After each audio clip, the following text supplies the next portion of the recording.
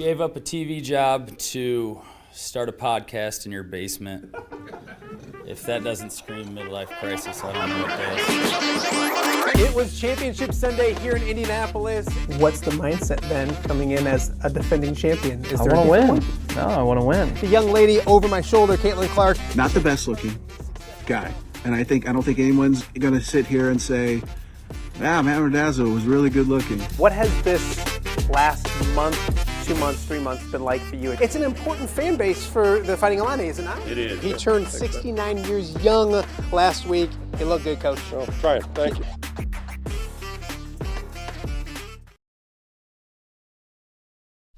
Welcome to a Monday edition of Off the Air with Matt Randazzo. Thank you so much for joining us. Happy Martin Luther King Day, Inauguration Day, National Championship Monday as well. So a busy day, of course, around the nation and here in the Quad Cities as well. I want to thank everyone for letting me take Friday off. Had some family commitments to get to, so I'm coming off a 3-day weekend of my own. It's easy to give yourself a 3-day weekend when you're technically your own boss, so a lot of fun. But ready to get back at it this week. A full week of shows, a ton of great guests lined up, not just for today, but for the entire week. So make sure you're keeping tuned to Off the Air with Matt Randazzo on the YouTube channel.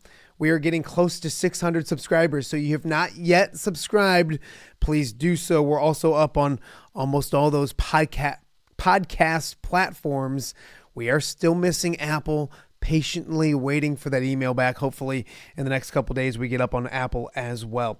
Coming up on today's show, in just a little bit, we'll be joined by Moline head coach Sean Taylor. Of course, Sean is the two-time state champion, one with Shelbyville, and then, of course, recently in 2023 with Moline. Over the weekend, he won his 700th career game. We'll talk to Sean Taylor about not just the season in this version of Moline, but also a fantastic career that now has 700 victories. One of the classiest guys you'll ever meet, one of the funniest guys you'll ever meet as well. Sean Taylor coming up later in hour number one. Also coming up in just a little bit, it's a Monday tradition. Everybody maybe wondering, where's Pat Angerer? The goal is to have Pat on each and every Monday at least. And Pat is enjoying some time in the sun in Jamaica with his lovely wife. So he's enjoying that. But before he left, he did leave me an Angerer management. Of course, Angerer management is the hottest segment going in sports right now, where Pat Angerer, the one and only Pat Angerer, gives you life advice. So he has pre-recorded a life lesson, a life advice for everyone. We'll have that later on in the show as well. In the second hour of today's show, I'll be joined by the one and only Marc Nesseler, of course. Marc Nesseler, a longtime legendary sports writer right here in the Quad Cities. He'll be in studio with me. We'll catch up with Ness, find out what he's up to these days, and also kind of look back at his storied career. Also have some fun video I can't wait to show him of him and a pie and my face. It's going to be a lot of fun. That's all in the second hour. And then also we will wrap up the weekend and the weekend that was in the world of sports. Bobby Metcalf, a good buddy of mine, will be joining me in just a matter of moments. But as you can see, I'm still wearing my Lions sweatshirt. It was a rough weekend in the Randazzo household. The beloved Detroit Lions falling to Washington in the divisional round of the playoffs. I've had a lot of people reach out. Some of them with well wishes, a lot of them with barbs and jabs, and I appreciate that and I expect that. No secret here that I'm a Lions fan and I don't like the Bears, so I expect to get what I give out. A rough weekend, but one thing I kind of realized myself is that, maybe I'm growing up, but I felt more bad for my kids who kind of, I've been through 0-16. I've dealt with this kind of stuff. So if you tell me that the Detroit Lions went 15-2 and lost in the playoffs, I guess I'll take that every single year, and I cannot wait for next year. But we'll wrap up the NFL weekend and a whole bunch more to get to because it was a busy weekend in sports. So with that being said, I'm going to welcome in my first guest, a familiar face to me, a longtime sports writer in the Quad Cities and now a producer at my old station, WQAD. Bobby Metcalf joins me. Bobby, happy Monday, my friend. Good to see you. Good to see you too, Matt. I guess my condolences, although I'm not that broken up about it as a Bears fan. So and especially you as a Bears fan, because I know you were one of those groups of people, although you didn't send any text messages, which I appreciate, but we've had spirited conversations about your Bears and my Lions. So I appreciate you taking the high road this weekend. I respected you enough to say, it's probably a painful day. I'm going to leave him alone. I'll talk to him on Monday. And now that it is Monday, let me have it, because the morning period is over. It was what it was. I guess we will start with that game. I want to talk to you about Iowa basketball, Iowa women's basketball, some high school stuff. We got a lot to get to on a Monday edition of Off the Air, but let's start with what's on my chest. Your thoughts on not even just the Lions, but maybe the NFC North in general that goes 0-3 this offseason, or postseason, I should say. Well, you can't turn the ball over really any time in the playoffs. Look, it happened last night in Buffalo and Baltimore. Baltimore turns the ball over 3 times and loses by 2. You just can't turn the ball over and expect to win in the playoffs against a good team like Washington. And you talk about the NFC North, best conference or best division in football, doesn't win a playoff game.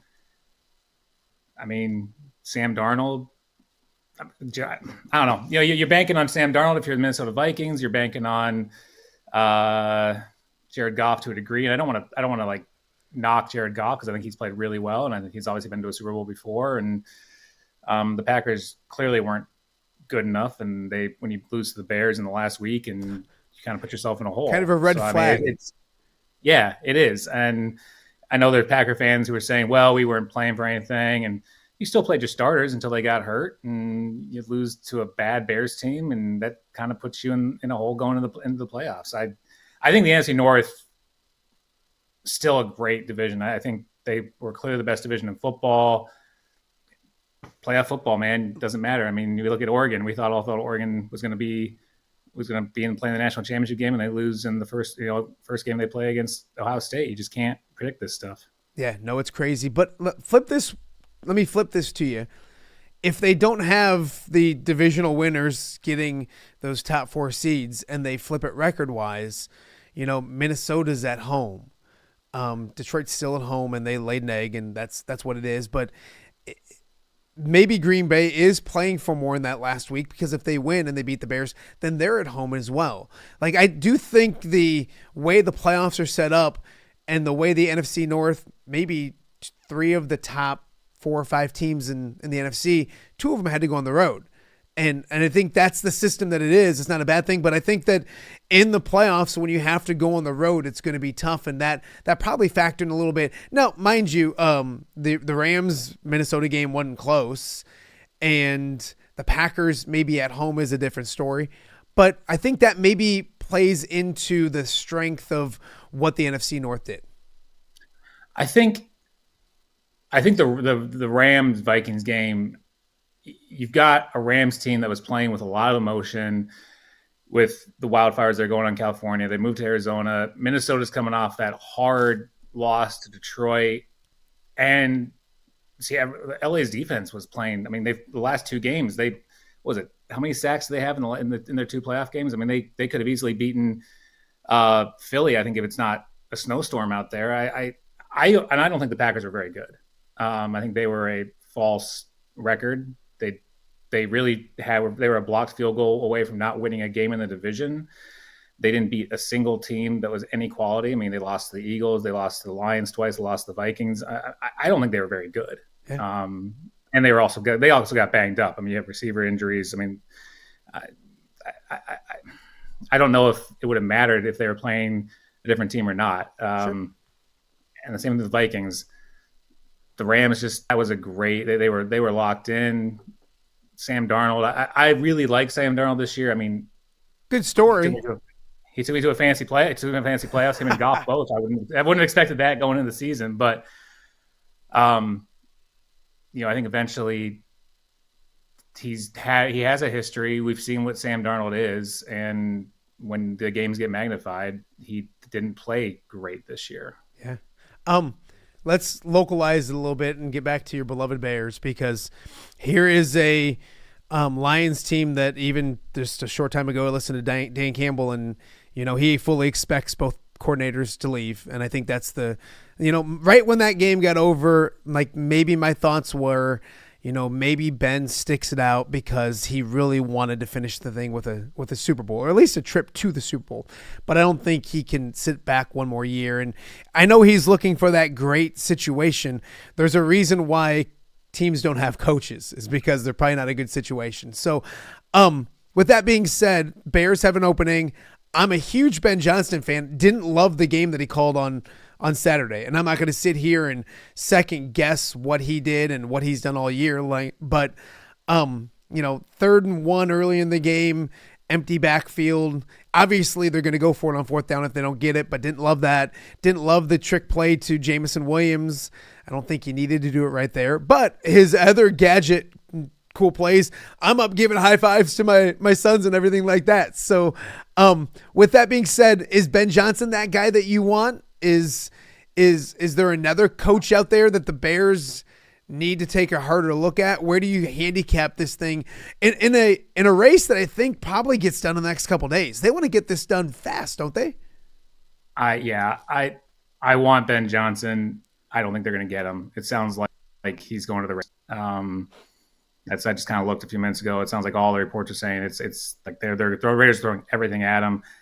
I don't think that's a great landing spot for anybody, but I'm also a Bears fan, and I don't think the Bears. I mean, I think on paper the Bears have a lot to like. I mean, you've got Caleb, who, despite kind of with the media narrative forming around him, I think had a solid rookie year. Obviously, offensive line issues and head coaching issues and everything, but I think if you were looking at a roster, I think the Bears roster is better built for a head coach, especially an offensive-minded head coach like Ben Johnson. But you've also got all the front office and the McCaskey nonsense, which we haven't had a good coach since Lovie Smith, because they don't know what the heck they're doing up in the front office. So I can understand why he wouldn't want to come to the Bears in that situation. But I don't still think the Raiders are that much better, but. So I guess I have to resign myself to probably Mike McCarthy at this point, which I'm really not thrilled about. We talked about that last night a little bit when we were kind of getting ready for the show. When I look at it and this, because I have had buddies text me and be like, Ben's not going to Vegas because it's so bad and there's no structure and it's a bad organization, and then I would respond like, that's what the Bears are. And I get it. I'm a Lions fan. That's what we were. They're not anymore. And you mentioned the McCaskies. It starts up top. And it's like, if I'm a Bears fan, I want them to just push the reset button, not with the team, not with maybe some pieces they have, but they got to get on the same page when it comes to having the same offensive coordinator, coach, general manager, all start at the same time and be together on the same page. Let me flip this to you, because I'm watching the Lions Commanders game, and I honestly think this, not as a hater of the Lions, but or of the Bears, this could have been the Bears. They interviewed Cliff Kingsbury. They could have drafted Jaden Daniels. And it's not, and it's nowhere near that. And Jaden Daniels is playing for an NFC Championship game next week. If you could redo it, I know it's early, but wouldn't you draft Jaden over Caleb right now? No. Well, if I had my way, and you know what I'm going to say here, I would still have Justin Fields as the quarterback. That's last year's debate, Bobby. We got to go to this year's debate. I know. I've seen the narrative, and I've seen people say, "Oh, the Bears screwed it up. They should have taken Jaden Daniels."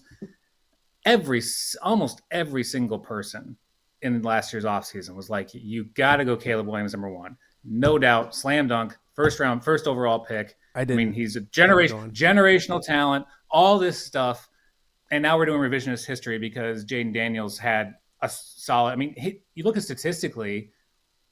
He's had a little better year than Caleb. Yeah, he's had more structure around him. He's got better coaching.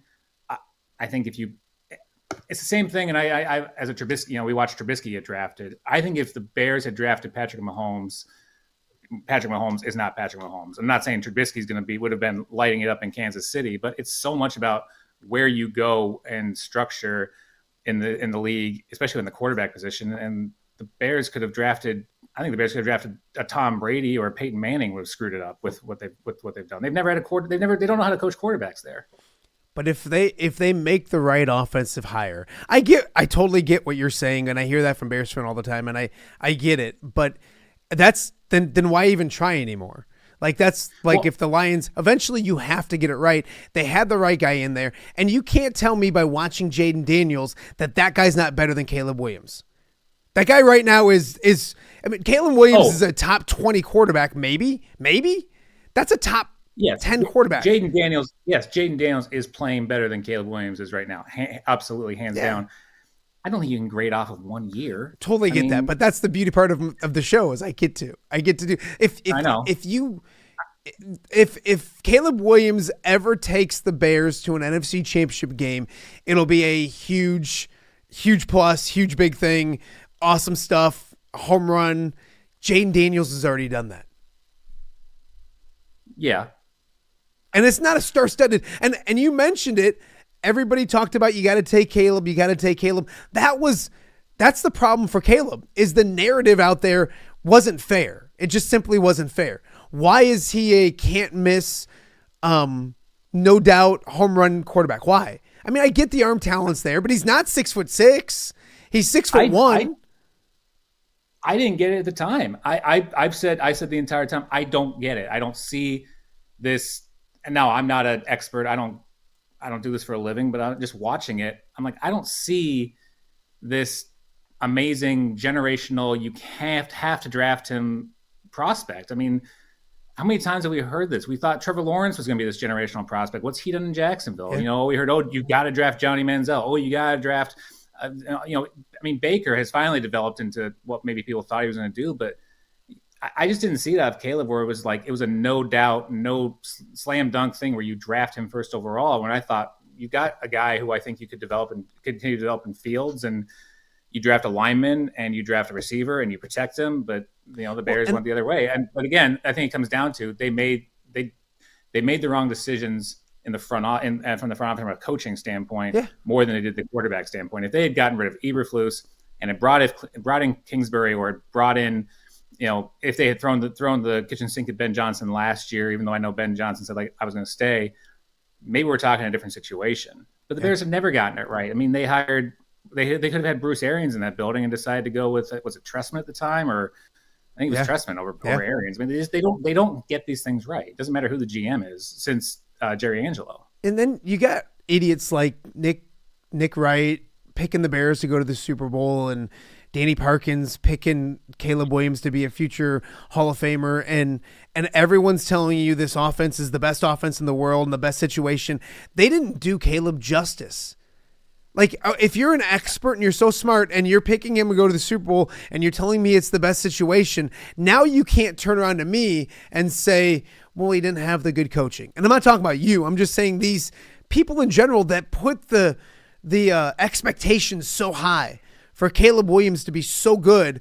And now they're backtracking and saying, well, the coaches were what the coaches were. You knew what they were getting into. And Jaden Daniels, maybe you didn't see it. I mean, he's got Terry McLaurin, but there's not a ton of weapons there. It's not like you're going to get blown away by a 50-year-old Zach Ertz or whatever he is now. Now he's a good football player, but it's not like they're loaded with talent. If you took a roster, you'd probably want the Bears offense over the Washington offense outside offensive line. So anyways, it'll be interesting. A pick on head coach before we move on to other things.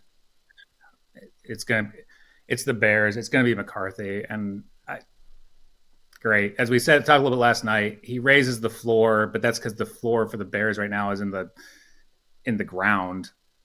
I mean, great. He might get you to 9, maybe 10 wins.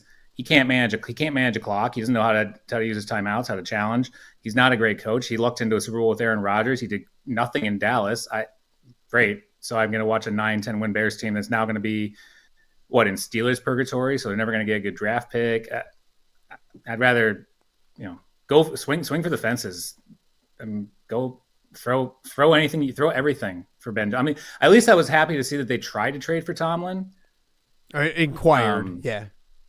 Well, inquired about trading for Tomlin. Yep. I mean, they got shot down, which should tell you everything you need to know about where the Bears are at. Yeah. If I'm the Steelers and I'm Tomlin, I'm at least listening. But I think, and we'll move on to other stuff, but when it comes to just quarterbacks in general, and I'll get all the hate that I hate Caleb and I don't. You don't know about him yet. And that's the frustrating thing about before the season is nobody knew and everybody told me they knew. And you look at Bryce Young. Bryce Young was thrown away, and he actually played really good the last 6 games of the year. C.J. Stroud was last year's Jaden Daniels. He didn't have a great year. He took his team to the postseason. They won a game. I get all that, but took a step back. You could see Jaden Daniels take a step back.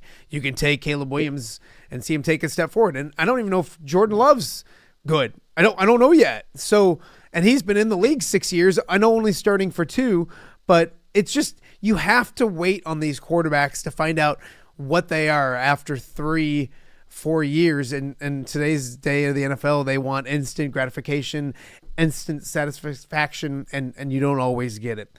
Let's move on to Caleb regressed.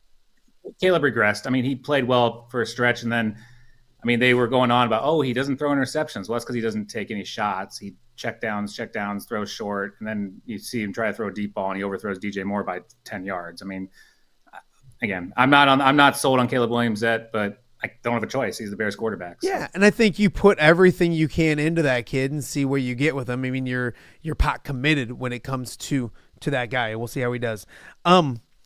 Boy, Bobby, I don't know if you want to start with the Iowa basketball team or the Iowa women's or men's, because both struggling. I think I want to start with the men's because, boy, on Friday night and on my phone, on social media, everywhere you looked, it was a lot of negativity towards Iowa basketball, and rightfully so. They go out to California last week after a really good week against Nebraska, and then to beat Indiana the way they did, and they lay 2 eggs, especially on Friday night, and they play no defense. I guess I want to start with the defensive thing because you've been watching Fran McCaffrey teams for years. The narrative's not really just a narrative anymore. They struggle defensively, especially on the road. Yeah, that's been my biggest issue with the Fran team. They're going to be fun to watch. They're going to score a lot of points, but they're going to give up a lot of points. You look at the Wisconsin game a couple of weeks ago. What was that? How many points they gave to that Wisconsin game? 116. They scored 85. You score 85 points in the basketball game. Most of the time, you're going to win. You lost by 31. You don't lose by 31 points. I mean, crazy. That's insane. It's always been the issue with Fran's teams. They just don't. It's not that they don't play defense. It's just they're not efficient defensively. I don't want to say that these kids aren't trying to play defense. They are, but like and then this last week was a perfect example of it. They just go out to the west. They'll go out west and and give up 90 points in back-to-back games. It's just not acceptable. You can't do that.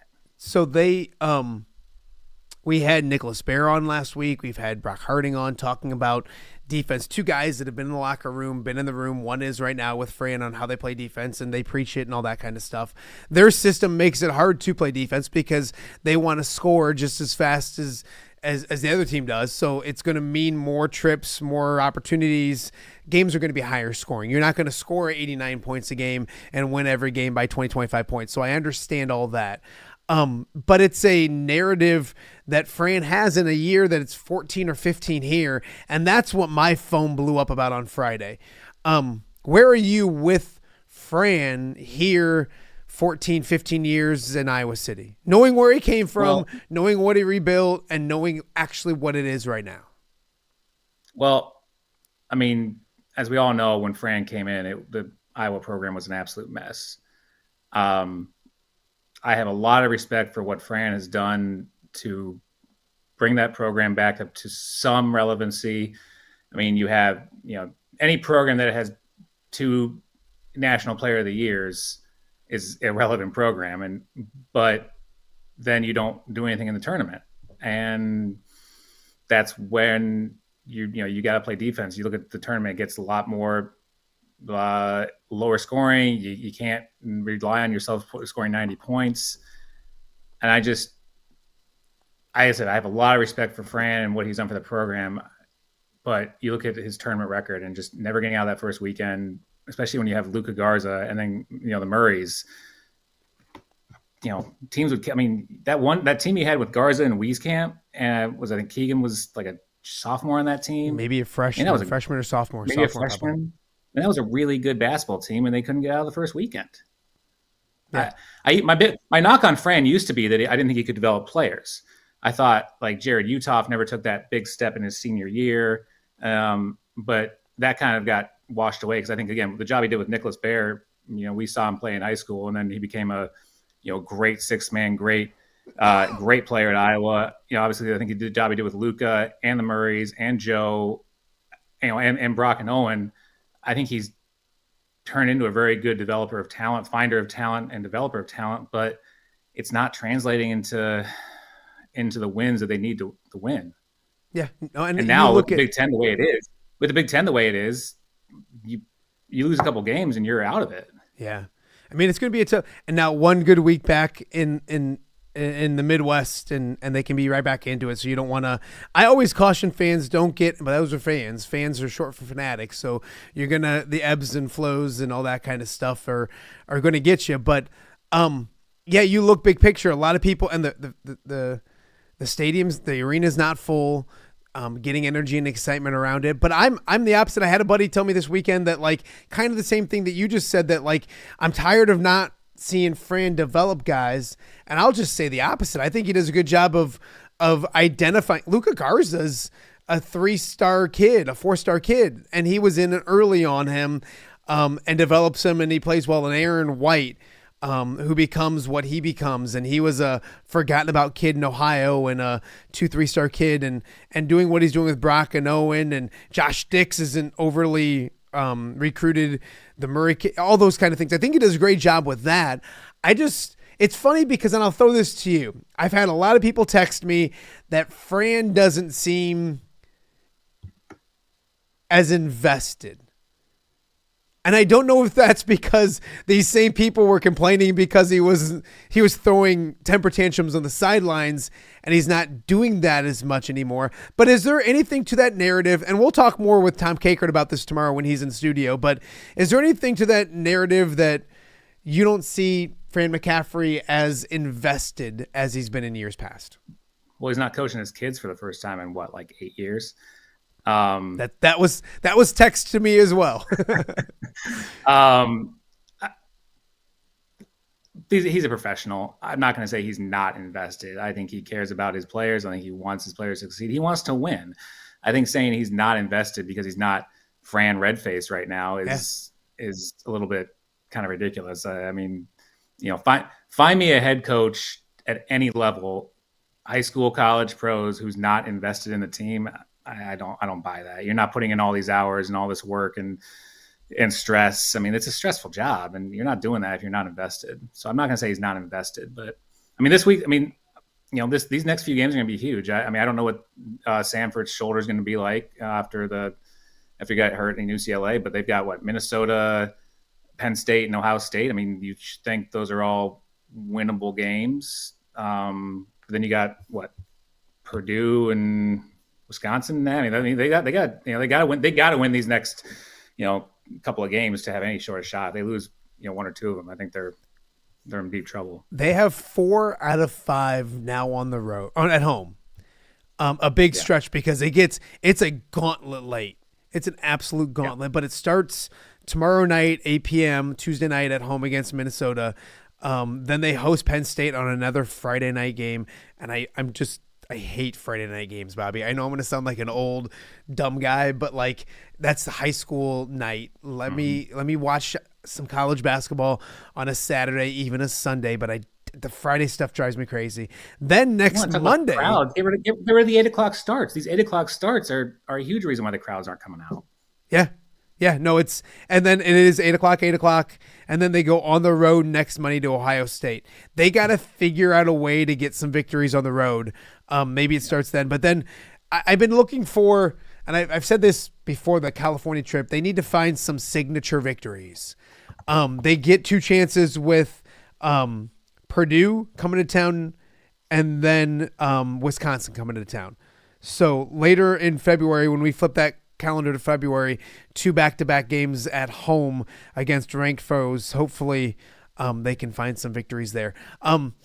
boy, if the sky's falling for the Iowa men, it's like disaster for the Iowa women, and I don't buy that narrative.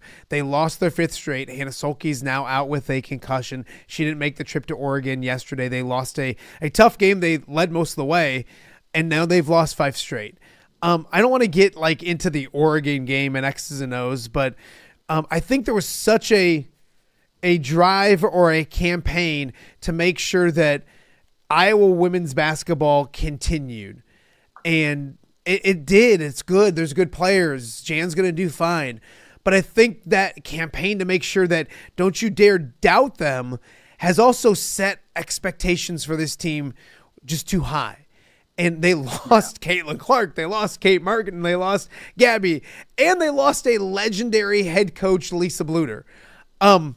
Yes, it's a struggle right now, but eventually this is going to be okay. It might not be back to ever what we saw the last 2, 3, 4 years, and it's never going to be.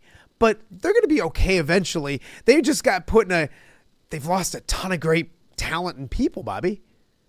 Well, I mean, if you look at all, I think in this stretch, they're all, I think, single digit losses, and they've all kind of been heartbreakers. You lose. They had a lead against Illinois, kind of give that one up. They lose to Nebraska in overtime, and they give up a lead yesterday against Oregon. I mean, they're right there. They're missing that X factor that's Caitlin Clark, or that X factor that's Kate Martin, or that X factor that's Gabby Marshall. The people who you could trust to close out these games, and especially when you're missing Stolke, they were yesterday. It's going to be tough. I think they are. There's a lot of talent on that team, but when you lose Caitlin Clark, that's that's impossible to replace. Let's not even say hard to. That's impossible to replace. You're replacing the best player who has ever played that game at that level. Same thing with the men. The Big Ten has gotten a lot tougher. You got to go out west. You got to play the USC with, you got to play some tough teams now. It's a grind every single night. You're not going to just walk in and watch Caitlin put up 40. I think they're going to be fine. I thought going into the season that they'd be what's fine? What's fine? I think that's the big thing right now is I think they're going to be fine too, but is fine an NCAA tournament team? Is fine this season? Is fine in the future? What's fine right now? Well, I'd say losing 5 straight is going to really hurt them for tournament. I still think they can obviously get in, but look, Iowa fans were spoiled for 4 years with Caitlin, but it was really still good basketball even before she got there. Yes, Lisa Bluter did it. You had great players. You had Sam Logic and Megan Gustafson, and you had great players, and they were a top middle Big Ten team that would make a little run in the Big Ten tournament and then get to the NCAA and maybe make the Sweet 16. And I think Iowa fans were okay with that. And then Caitlin comes along and changes the narrative a little bit the last couple of years. And now that's almost like it's an unfair expectation because, especially in the women's game, it's really hard to put yourself in that upper echelon. I mean, what we had when Iowa State women, they're good. They were a top 10 team when they played South Carolina and got the doors beat off of them by South Carolina. I mean, there's a tier, there's a much bigger tier in the women's game where you've got like the South Carolinas, the USCs, the UConns, and then there's a level. And it just, for Caitlin was able to elevate Iowa into that top tier for a couple of years. And now they're back to being a solid team that I wouldn't want to play against any night, but they're not going to, you're not going to guarantee that they're going to get a win in these games. It's funny because you mentioned Iowa State losing to South Carolina. They lost to UConn as well. The South Carolinas and the UConns are still the South Carolinas and the UConns. And Iowa was up into that conversation for a few years. And until if Addie Deal shows up and she's Caitlin Clark again, or if the recruiting classes continue, then maybe they can get back up in that. But I think the difference that you just mentioned is they're maybe back in that next tier, but that next tier is more crowded now. And I think that's the effect, the Caitlin Clark effect, is that women's basketball, it's not just, it was the thoroughbred programs and then some good programs, and then like a lot of mid-tier programs. A lot of programs have joined that next tier. And so look at the Big Ten. I mean, the Big Ten doesn't have a UConn or a South Carolina, but they sure as heck got a whole bunch of teams that are really good and playing really good basketball. And I think, Iowa helped change that narrative. They helped rise the game up, and now they're kind of back down because they lose that influx of talent. I do like, and I'll mention this before we move on to a few high school notes. When Jan Johnson was asked about who that leader is this year, she brought up Aaliyah Guyton. And I almost called her AJ Guyton because we remember her old man. But yeah, I think, and she's coming off the ACL.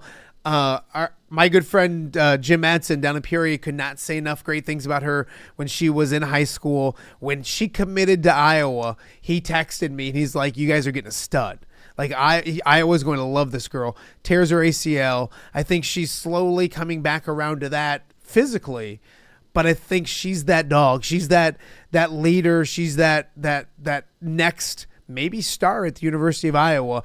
I'm really intrigued to see her development and where things go. Like you said, I mean, they're going to be fine. If it's the NCAA tournament or not, I don't know, but like they're going to get back on track and going out west and playing a good Oregon team without Hannah Stolke is a tough task. So losing by one isn't the end of the world. Iowa fans just need, and really just basketball fans in general, just need to realize just how lucky we were for, especially the last 2 years with Caitlin. That's an anomaly. It doesn't happen. Go support them. Yeah. So keep supporting them. It's good. It's still good basketball.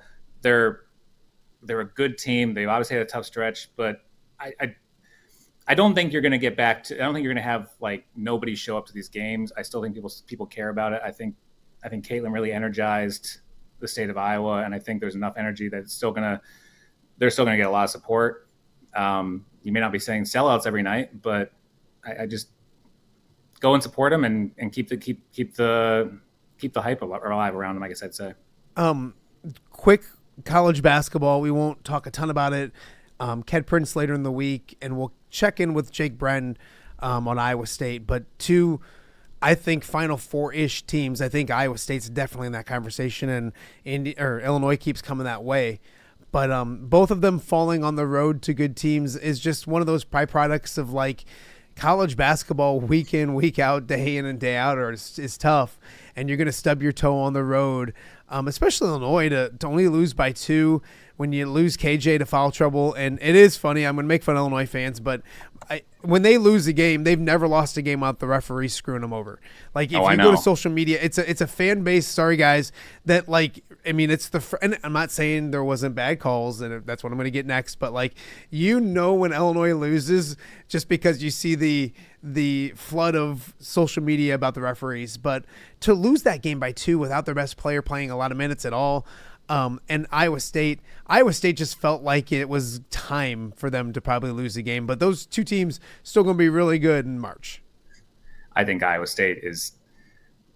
I think they are definitely a Final Four team. I'm not quite sure if Illinois is at that level, but you beat Kansas by 17. You were due for a letdown at some point, and you're on the road against West Virginia.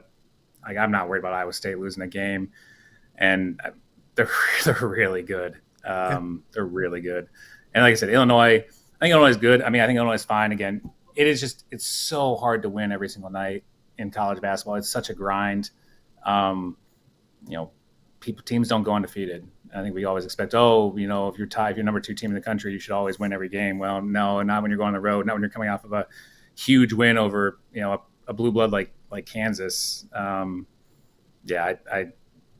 really excited to see what Iowa State's going to do. I think they are a legitimate Final Four team. Yeah, no, both teams really, really well. I wanted to talk to you some high school, and it's funny because I almost said we're kind of running out of time, but I can go as long as I want to go. No producers in my ear, Bobby, telling me to give back time. But With that being said, coming up on today's show, this is Bobby Metcalf. We're kind of wrapping up the weekend, a busy weekend of sports locally, National Football League, and we'll get some high school here in a second. Coming up in just a little bit, Sean Taylor will be along. We're going to talk to him about his 700 career victory. So if you're a Moline fan or Western Big Six fan or a Quincy fan or whatever, make sure you tune in. Sean Taylor, always very entertaining. Our weekly edition of Anger Management coming up in just a little bit as well. And then second hour of the show, we'll be joined by the one and only Marc Nesseler, my guy Ness from back in the day. So a lot more to get to still. Bobby, before we let you go, we're going to have Mark on in a second. Sean Taylor on in a second. Western Big Six wise, when you look at the guys' side of things, Quincy's the number one ranked team in the state. Rock Island, Moline kind of right behind them. UT kind of hedging up there as well. I wanted to talk to you about the MAC side of things because coming into the season, everybody talked about Pleasant Valley, North with the 2D1 girls, Bettendorf, they're young and super talented. You look at the standings, and here's Central DeWitt and my guy Ron O'Brien, perfect in the MAC and their team's playing really good basketball, and they already got victories over all the said teams I kind of just mentioned. Yeah, it's really, I mean, it's surprising. I don't want to take anything away from the Sabres, but it's surprising. I mean, I think everybody thought with Divine Burridge, going to LSU, Journey Houston going to Iowa, both at North. I think we kind of all thought that North would be the favorites, and then PV with the job Jennifer Getz does over there, and they've got Quinn Weiss is going to Drake, and they've still got some players left in that state championship team, and then here's DeWitt. Lauren Walker's scoring 25 points a game, which is incredible, and they go into Davenport when Kim Mulkey's in the stands, and they beat North. Then they follow that up by beating PV, and I mean their only loss was to Makokata, who's really, really good as well. I mean, they're 3-4 in the state right now. Ron O'Brien is just a really good coach. I mean, people kind of maybe have forgotten or the job he did at North. North, when he started there, was a bottom MAC team. They weren't winning any games. And yes, it helps when you have Janaea Houston and Jaciana Stowers and Paige Bradford come in, all really good players, but he coached them up. He got them to the state for the first time. He's a really good coach. He gets the best out of players. He knows how to put players in the right position to succeed. DeWitt, the last couple of years, it's really been. I mean, they had Taylor Veach and Allie Meadows before he got there, both D1 players. But now, I mean, he's got some nice players, but really the star is Lauren Walker, 25, and she's scoring 25 points a game, and he's putting them in positions to succeed. And it's a great story. Because like I said, I don't think anyone would have thought that they would have been leading the MAC halfway through. It's funny because now they still got to play North and PV again and Bettendorf. And Bettendorf's good. They're just young. Yeah. But, yeah. And I think that's the cool part about that conference on the ladies' side is not just team-wise they're very good, but you're going to go to a gym almost every night and you're going to see somebody that's going to be playing college basketball. And a lot of them at a high level. The two young players that they have at Bettendorf and the freshman, and her name is escaping me, and I can't believe it's not. Yeah, Aliana Guy is going to be really, really good. And then you're going to see it. You can go watch Divine right now, and she's going to be playing at LSU. And Journey's going to be playing at Iowa. And you go to PV, and Vice Girl's going to Drake. And Pagnano, I don't know where she goes, but congratulations wherever she goes, because they're going to win a whole ton of basketball games. That's all that young lady does. And then you go up to Central DeWitt and what they're doing, and the walk-up girl, and they're just playing fantastic. So a really fun conference in the MAC. So we'll talk more MAC basketball hopefully during this week. Maybe on Wednesday I'm going to try to track down Ron O'Brien. He's a Don Umlin clone over at Palmer College. He works over at Palmer, and my wife works there as well. It's a fantastic place. So we're going to try to track him down on Wednesday. Bobby, this has been fun. I appreciate you doing this. I'm going to bug you more often. Absolutely. Real quick. Who you got tonight?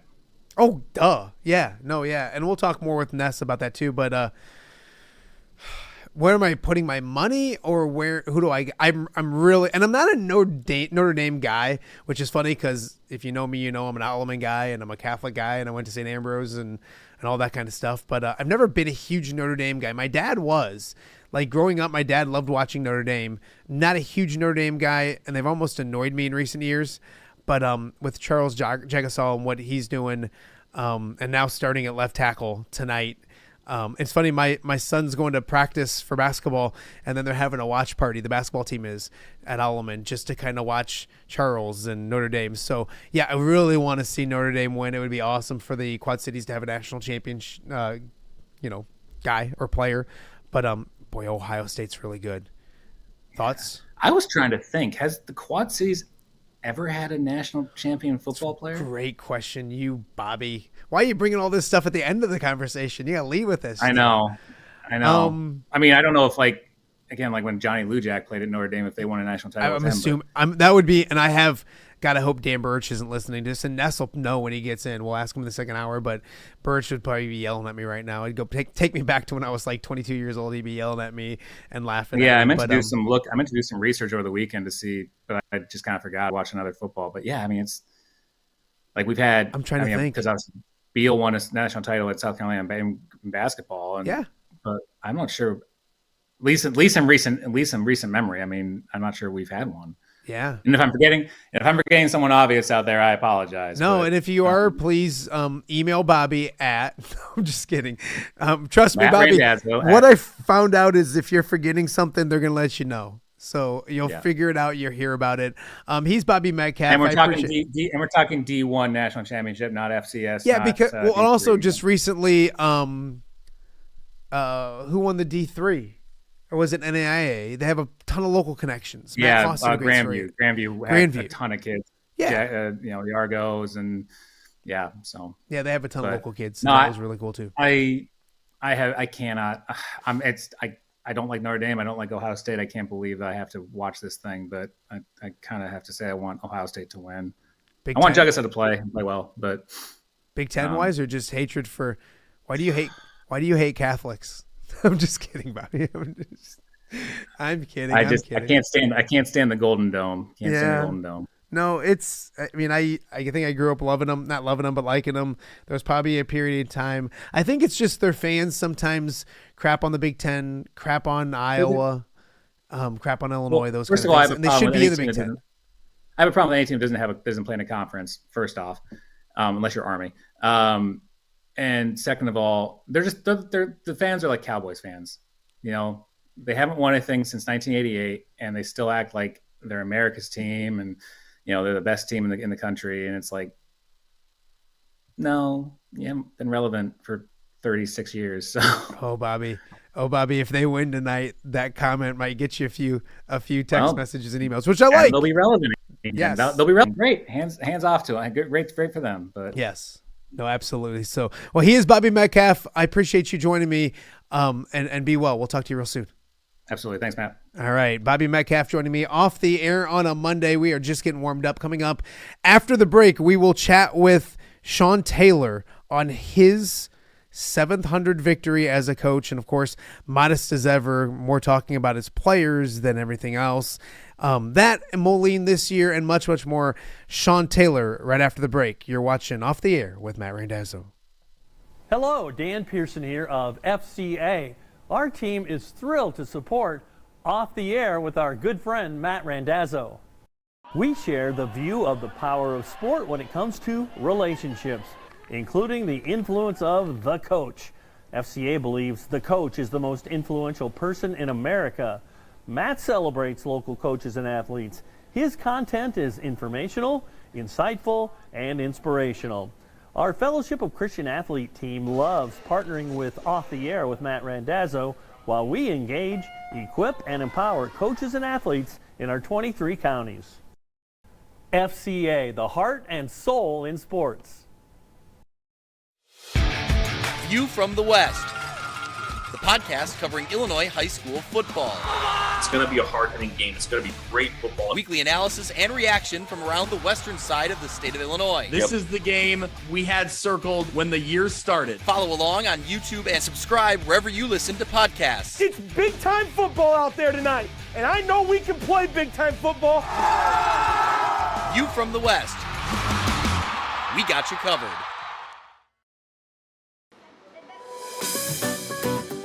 Are you looking for the Quad City's best chips and salsa?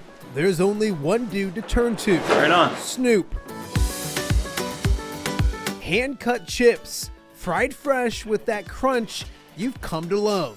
And the most addicting salsa with delicious fresh ingredients each and every time. Pick up your chips and salsa, queso, enchiladas, and much more at the Stern Center in Rock Island. To place your order, simply call the man himself. It's Snoop at 309-314-8197 and find out for yourself what the rest of the Quad Cities already loves. Welcome back to Off the Air. It's a Monday edition of the show. Thank you so much for watching. A great time in high school basketball right now, getting close to February, and especially on the high school level. The February frenzy begins, so a lot of great races on the Western Big Six and conference races all over the place. But over the weekend, a special time for a special dude. We're joined now by the head coach of the Moline Maroons, Sean Taylor.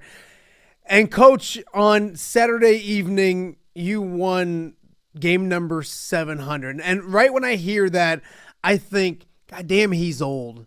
That's got to be the first thing that people got to think about, right? Well, they just look at me and they realize that real quick. So they don't even have to think it. So it's true. 700 victories in a career. And it started a while back. You've been at some really good places. What has this journey meant, and what does number 700 mean? I know it's right in the middle of a year. You're prepping for more games as we speak, but what does that number mean? Well, it means I've been blessed to coach a lot of really good players and work with some great people. I've had so many great assistant coaches, administrators. So, that means a lot to me, especially a number of those people reached out. And so, you just remember the times with those people. And so, we're certainly caught up in this year, and we have a really good team with great guys. But to remember the people that you worked with and that you coached, certainly a fun time to look back. Some special places that you were along the way. And I know you're in a really special place right now at Moline, but kind of talk about those communities, because in order to have successful basketball programs, you need supportive communities. And I think that's something that you've found for the most part your entire career. Yeah, and, I was fortunate. I mean, I don't know how far you want to go back, but when I went to the University of Illinois, I got to work with Tom Cooper at Parkland, and there was nobody better. And so right out of college, I got the job at St. Teresa in Decatur, and that's why I always have a special appreciation for Alleman and those schools, because I know how hard those schools work, one, to stay afloat, but to serve their community. So had some great kids at St. T, and then to go to Shelbyville from there was special. I mean, we had a really good team, and was fortunate enough to play Alleman twice and split with them. And the year we won it, we beat them in the semis. So just a great community, and met friends that still come to this game. Just going back to St. Teresa, my scorekeeper was at the game last night, so he was at game number 1 for me and 700. So. And then Bob Hurtis, my assistant at Shelbyville, was at the game when we played Mount Zion at St. Joe. And another one of my assistants is Coach in East Peoria, who's in the shootout. So that was a great community. And then, Macomb was really good. We had a great group. We had a great 4 years. And, Brock Boehner, who I coached his brother, is now the AD at Rock Ridge. So there's a lot of Quad City ties still. And, from there, Quincy, I got a lot of messages from Quincy, said probably should have had 700 a long time ago if you knew how to coach in Quincy. So still get those messages. And then my 2 years in Jacksonville, I had 10 Jacksonville guys reach out, and that meant a lot to me. And then, we've had a great run here.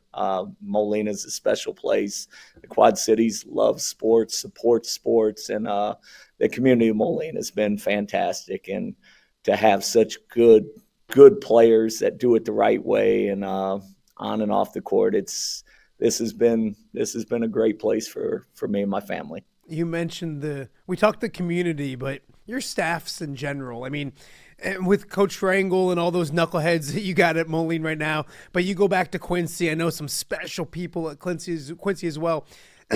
it says Sean Taylor's 700 victories, but I know you're going to deal out a lot of assists when it comes to those guys that do some of that dirty work for you, and what your programs have had when it comes to your assistant coaches. Yeah, I mean, I've been blessed to have great coaches wherever I've been, and hopefully they know how much I appreciate them, and I hopefully show it because I let them coach. I mean, they get to be a big part in every season, and they're a huge part of the success. Again, at St. Teresa, I had Scott Davis, who was a football coach, but he was at every practice, and he was unbelievable. And Sean Hayes went on to be a really good head coach. I've been fortunate to have a lot of guys that became head coaches or were former head coaches that came back and worked with me, including the two I have now. Pat Rangel had a great career at Alleman, and, went to back-to-back sectional title games. And then, Troy Noble has been a head coach almost his whole career before he was an assistant here. So, including at Blackhawk Junior College. So he has a lot of, Quad City ties and cares about the community. So I've had great staffs, and hopefully they know how much I appreciate them. Sometimes you get a milestone victory, and it's, a 40-point blowout victory, a layup win. That wasn't the case on Saturday night. Not only did you get that number 700, but for this team, this edition of a Sean Taylor Moline team, to get a victory like that against a really good Edwardsville team, what did that night mean in general, not just for yourself and 700, but this crew that you have right now? Well, I think this group's getting better and better, and, not just against Edwardsville on UT on Friday night. I mean, UT is a really good team and going to be really good next year. But we had a hard-fought victory on Friday. We're down at halftime, came back and won. And then Edwardsville, 16 or 17-1, whatever they were, and ranked in state. And our guys were right there, had a good, solid first half. But I thought our energy and execution in the second half was at a high level. And obviously we're led by two seniors, Trey and Braden, our special players. They're big, they're skilled. And they love to compete, and they're great teammates, and they show the way for the other guys. So I was happy for those two because they had two good games in back-to-back nights. Coach, you coached a while ago, you coach now. And it's funny because when I was growing up, the Duncan Reeds and even to an extent Larry Schultes and those guys, Duncan wouldn't exist today just because of the type of coach he was. What's the biggest difference now between when you started coaching high school basketball and now? I'm not sure there's a huge difference. I think probably the social media and, you get outside people working with more players now. It used to be just a coach opening a gym, and now they can go get workouts whenever, wherever they want. And so I think you have to accept that. We don't fight that. A lot of our guys go to different guys, and, hopefully those guys are doing a good job, and I think they are. I think that's why the skill level continues to get better. Mm-hmm. But the job as a coach to bring teams together, I don't think that's changed, and it's always the challenge. And you get a new team every year, and that's the challenge, to try to get that team to play as well as they possibly can and improve over the course of the season. When I got done, or when I was finishing up at WQAD, a lot of people asked me what were my favorite athletes that I got to cover, and it's a tough question. So I'm gonna ask you, since it's such a hard question, but your favorite players that have played for you. I know it's like naming your favorite kid, which in your case is Corey. We know that, but what's that favorite player or couple players, or who stands out for you in a pretty awesome career that's got 700 victories? Well, that's a pretty easy question. That's a softball. Kyle Taylor's been my favorite player that I've coached. Very good. And he didn't always appreciate me coaching him at the gym, at home, and everything he did. But to be able to coach him was special and not easy for him. I think as a kid of a coach, it's not as easy as as everybody thinks it is, because they hear it from both sides. You're playing too much. You're not getting enough shots, whatever. And he had to deal with that. And I thought he did a great job, and I enjoyed the heck out of coaching him. But here in Moline, I was fortunate in my first 7 years to have a Harding on my team every year. I mean, that's pretty good. And now, I've had a string of Welches on my team. And, we went from Kyle Taylor to Trey Taylor, and then the Freemans have been a godsend, not only obviously to the basketball program, but to the community. Christina's teaching at Moline now and making it a better place. And so there have been a lot, and I'm leaving a lot of guys out, but just in Moline, there have been so many. I had Nate Hurt. He played on my first team here at Moline, and he texted me, and he had a buddy come up to me after the game I'd never met. He goes, Nate wanted to give me to give you a hug. And so, from the start, we had a lot of really, really great kids. You mentioned Brock and Owen, and on this show, it's widely known that I'm biased, and those are two of my guys. And I do a Hawkeye Report podcast too, and I'm big fans. So it's hard for me to be critical, and so I'm not asking you to be critical, but where we'll start with Brock. Big picture wise, obviously he's doing really good things as a sophomore, third in the Big Ten in assists, all those good things. Where have you seen his development from being a freshman at the University of Iowa to now taking a bigger role as a sophomore? Well, just confidence, and Brock has never, as you know, lacked confidence. But I think last year, when you don't get as much playing time, maybe you're scared to make a mistake because if you make a mistake, you're probably coming out. You're scared to miss a shot. And this year, I think he thinks it's his team. And I think he's running it like his team. And I know like he's playing freer this year. And I think that's the key. And I think for him, he needs to. We made the joke that his freshman year, we gave him the keys to the car. And, the first year he put a few dents in it, but he kept on coming back and driving that car better and better. And I think that's what he's doing at Iowa. And I'm looking forward to watch his continued development. He's my favorite player in the Big Ten. He and Owen to watch, and they continue to get better and better. Owen comes into the Big Ten, and I don't think he was on the top of people's scouting reports as a freshman. Probably quickly rose towards the top of it, wins Big Ten Freshman of the Year. But now when you scout Iowa, Owen Freeman's one of the top two guys you scout, and he's still having success. What do you see from your former big guy in his second season?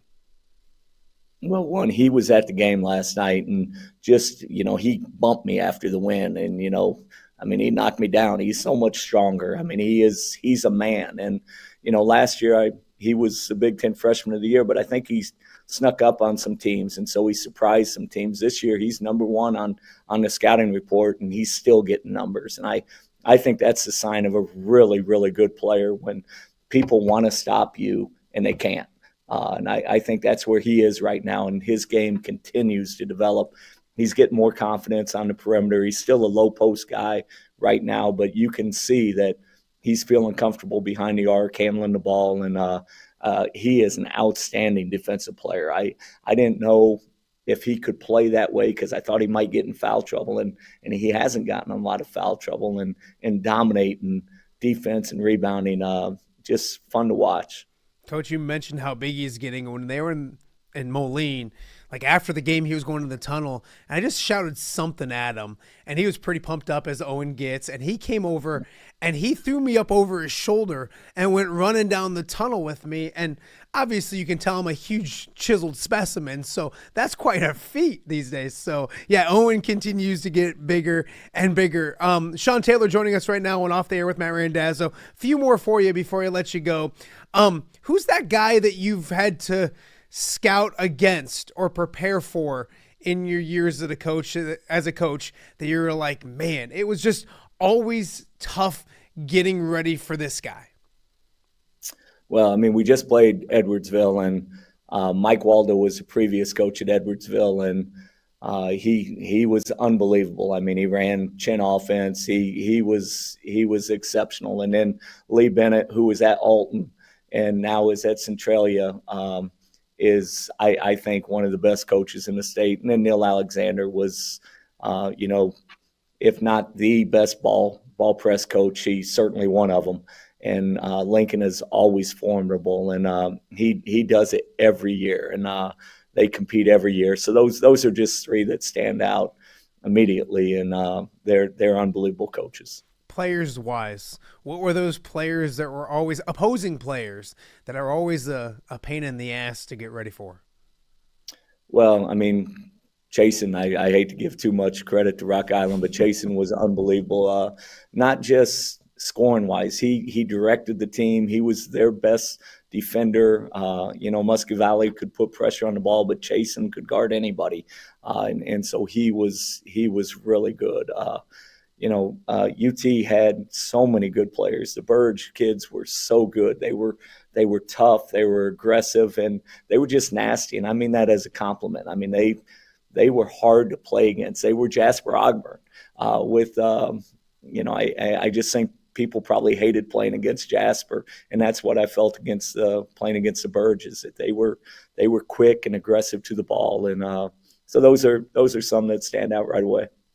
Coach, I know that the 2 state championships got to be closer at the top of the list, so it's kind of a dumb question, like what's your favorite win or your most memorable win? So how about maybe an under the radar win, a win that sticks out for you that wasn't obviously cutting nets down for state championships? Well, two right away, and it's funny, Arthur Abbey asked about this. Somehow he found it on YouTube, but when I was at Shelbyville, we played Booker T. Washington out of Tulsa, and they had, I think, a 72-game winning streak and had 2 guys that would go on play in the NBA, and we went to the KMOX shootout and beat them.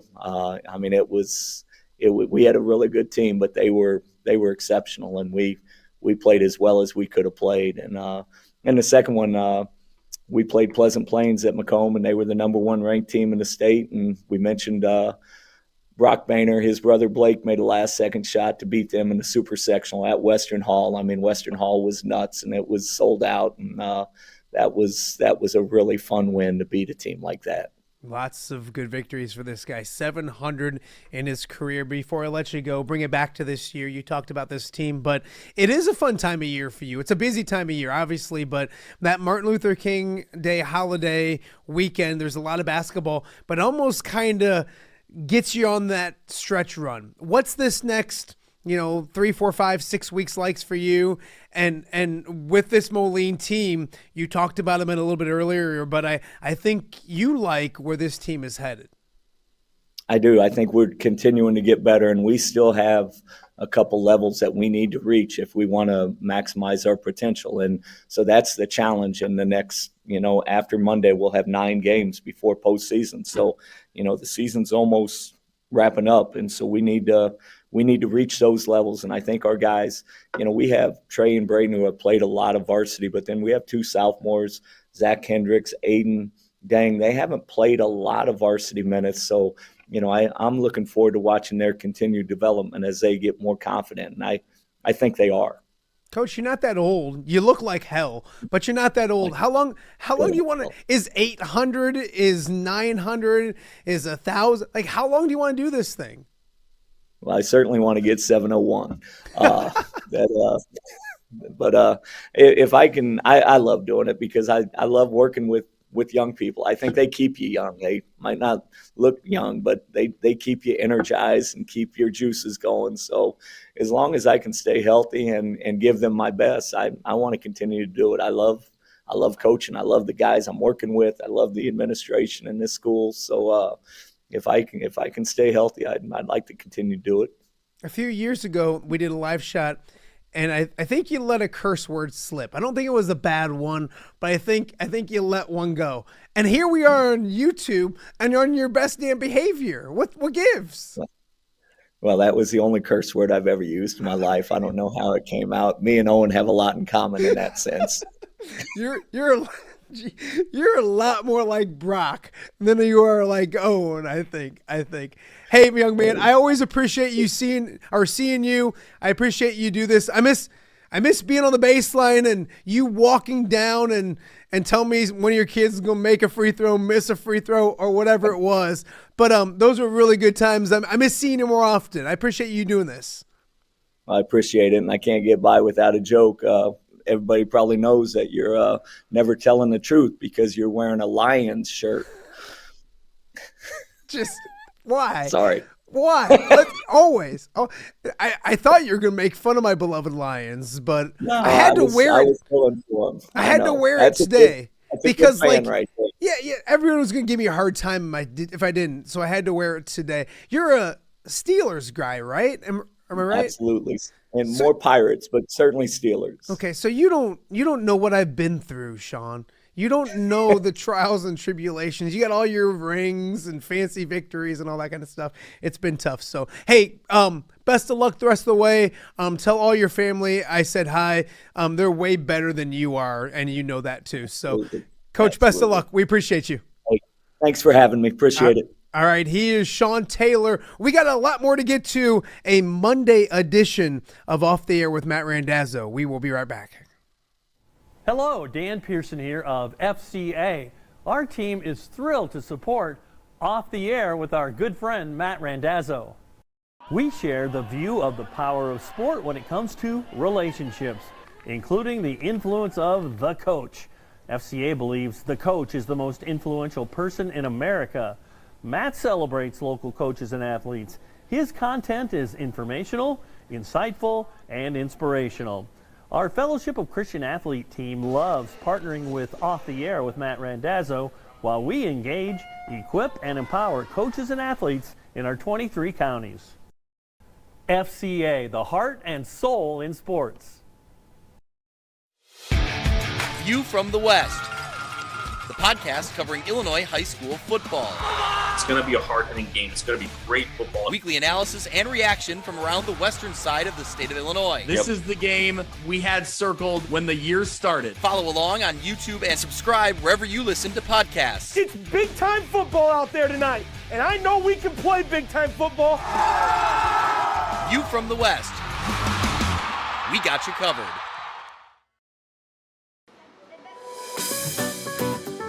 Are you looking for the Quad City's best chips and salsa? There's only one dude to turn to. Right on. Snoop. Hand-cut chips, fried fresh with that crunch you've come to love.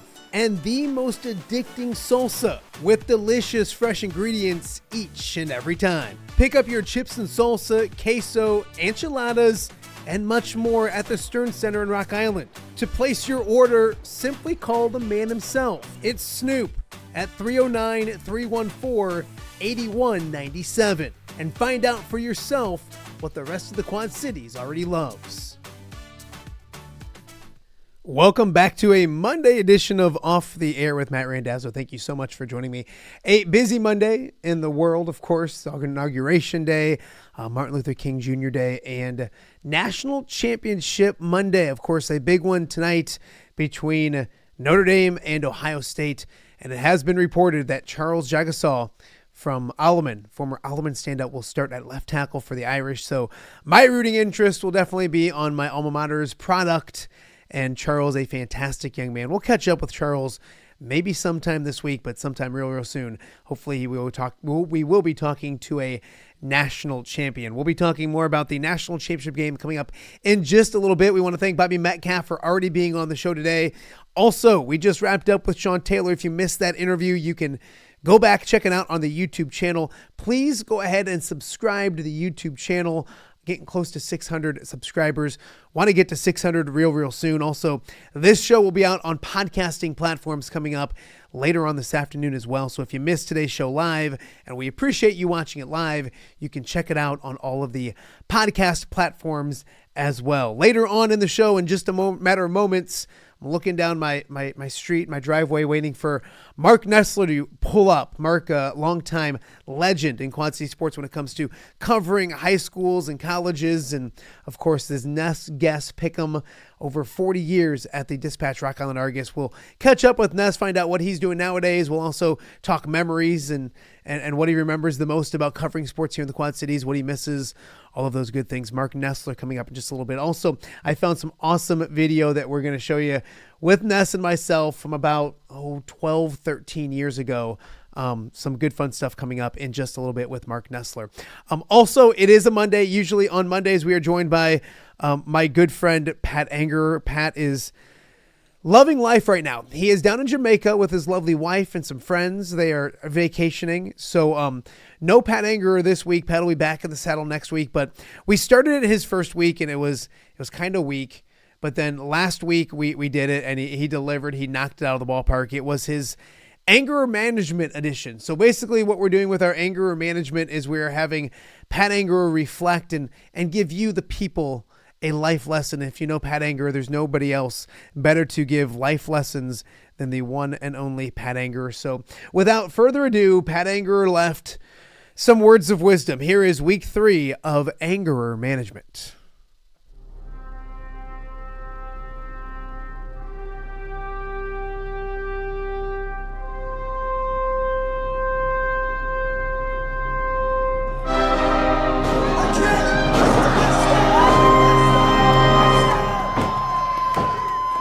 Media mogul, broadcaster of the next generation. I don't know. I just made that up. It sounded good.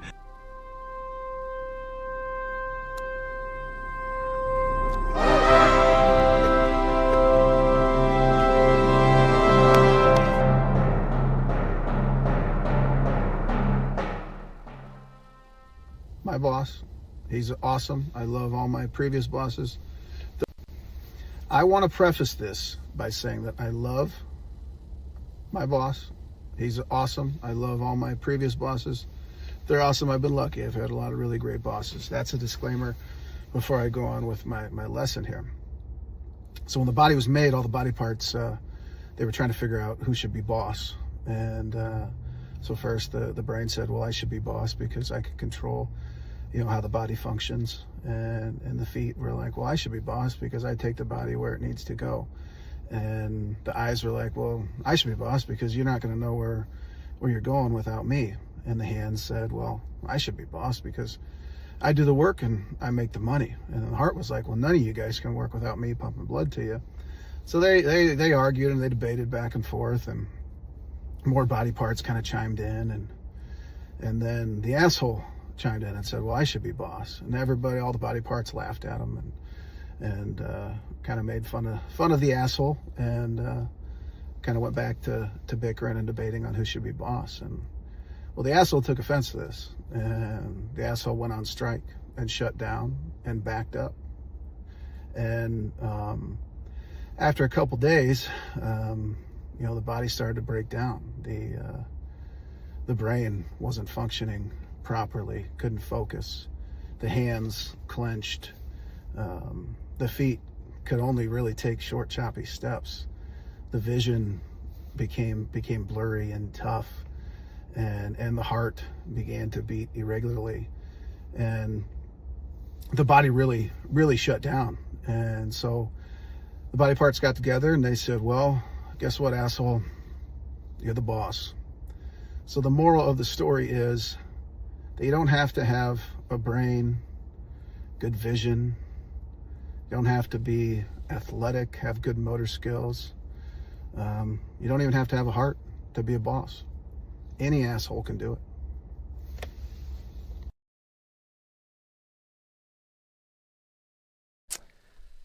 Any asshole can do it. The words of one Pat Angerer. That is your weekly Angerer Management.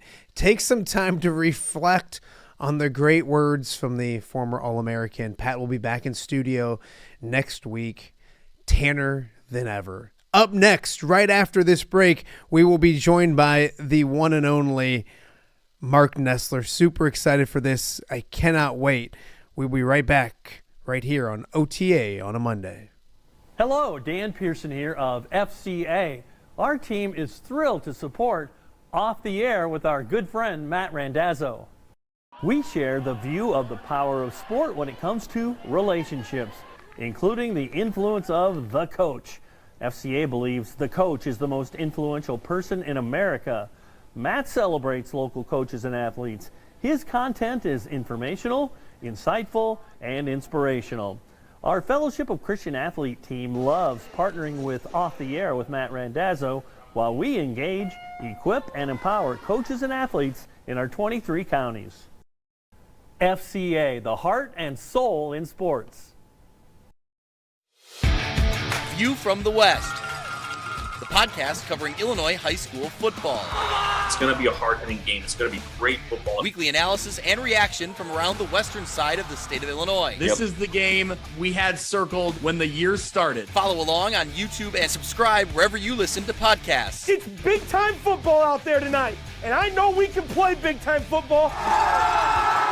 View from the West. We got you covered.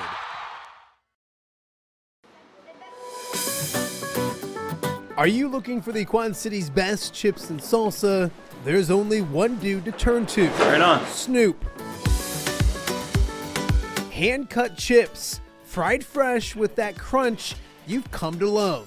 And the most addicting salsa with delicious fresh ingredients each and every time. Pick up your chips and salsa, queso, enchiladas, and much more at the Stern Center in Rock Island. To place your order, simply call the man himself. It's Snoop at 309-314-8197 and find out for yourself what the rest of the Quad Cities already loves. Welcome back to Off the Air on a Monday here in the Quad Cities. Thanks so much for joining us. Of course, Martin Luther King Day, so a lot of people have the holiday off. Schools have the holiday off, so hopefully you guys are partaking and listening and all that fun stuff. Also, it is Inauguration Day, and it's also National Championship Monday, so much to get to here on we are not covering anything inauguration, and that has nothing to do with if I like them, if I don't like them, or anything. I just ain't ever doing politics on this thing. But one thing I will do is talk Quad City sports. It's one of my favorite things I get to do, and this is one of my favorite people of all time, the one and only Marc Nesseler joining me in studio. And it's one of those things, Ness, where we kind of joked because it is a holiday. I think in the first 2 weeks of the show, I've mentioned or somebody has brought you up like 4 or 5 times. And so I'm like, I got to have Ness on. And then you're a busy guy. So this worked out perfect. And this is my day off because I teach now. And this is my 6th year of that. But I'm excited to be here. I was telling my wife, I said, it's going to be a cold day in the Quad Cities before I get invited on this show. And here it is, like 2 degrees. And I was right on. So thanks for having me. This is exciting. Wonderful. I was worried because I didn't see. Believe it or not, technology and me still aren't very good. Oh, and same. You're still doing great. I'm going to just turn you up just a tiny bit. Thanks. So you sound better than I talk do. Talk louder. Hold this closer. You're good. Just be you. So what is Marc Nesseler up to? Well, I just came from the Brick House Shootout where my Quad Cities Christian Eagles, for the first, this is our 3rd year there. And it's the first year we played 2 games there. Man, we could have played better Friday night against Allman. I was disappointed.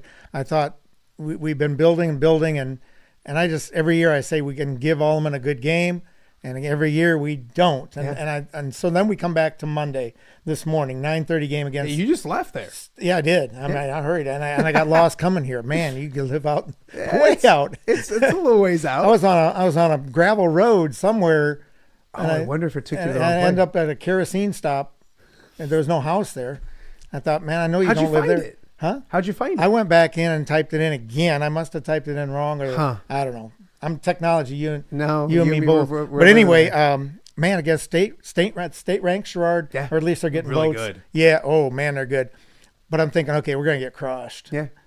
We came out and it was 18-17 in the second quarter, and I'm thinking, you know, where's this call coming from? We played really well. They went on a 21-3 run from there.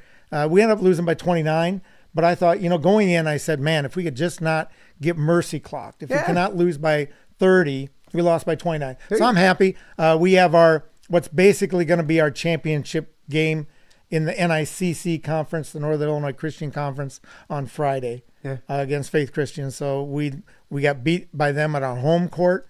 So this is our chance to make it. And I thought this was a good warm up to Great that. Great preparation weekend. Yeah, it really is. I love the fact, and we'll kind of talk more about what you're doing now. But anybody who doesn't know, Marc Nesseler, did a little covering of local sports in the area. 47 years. I said 40 before the break. I said 40 years, and I knew I was 47 years.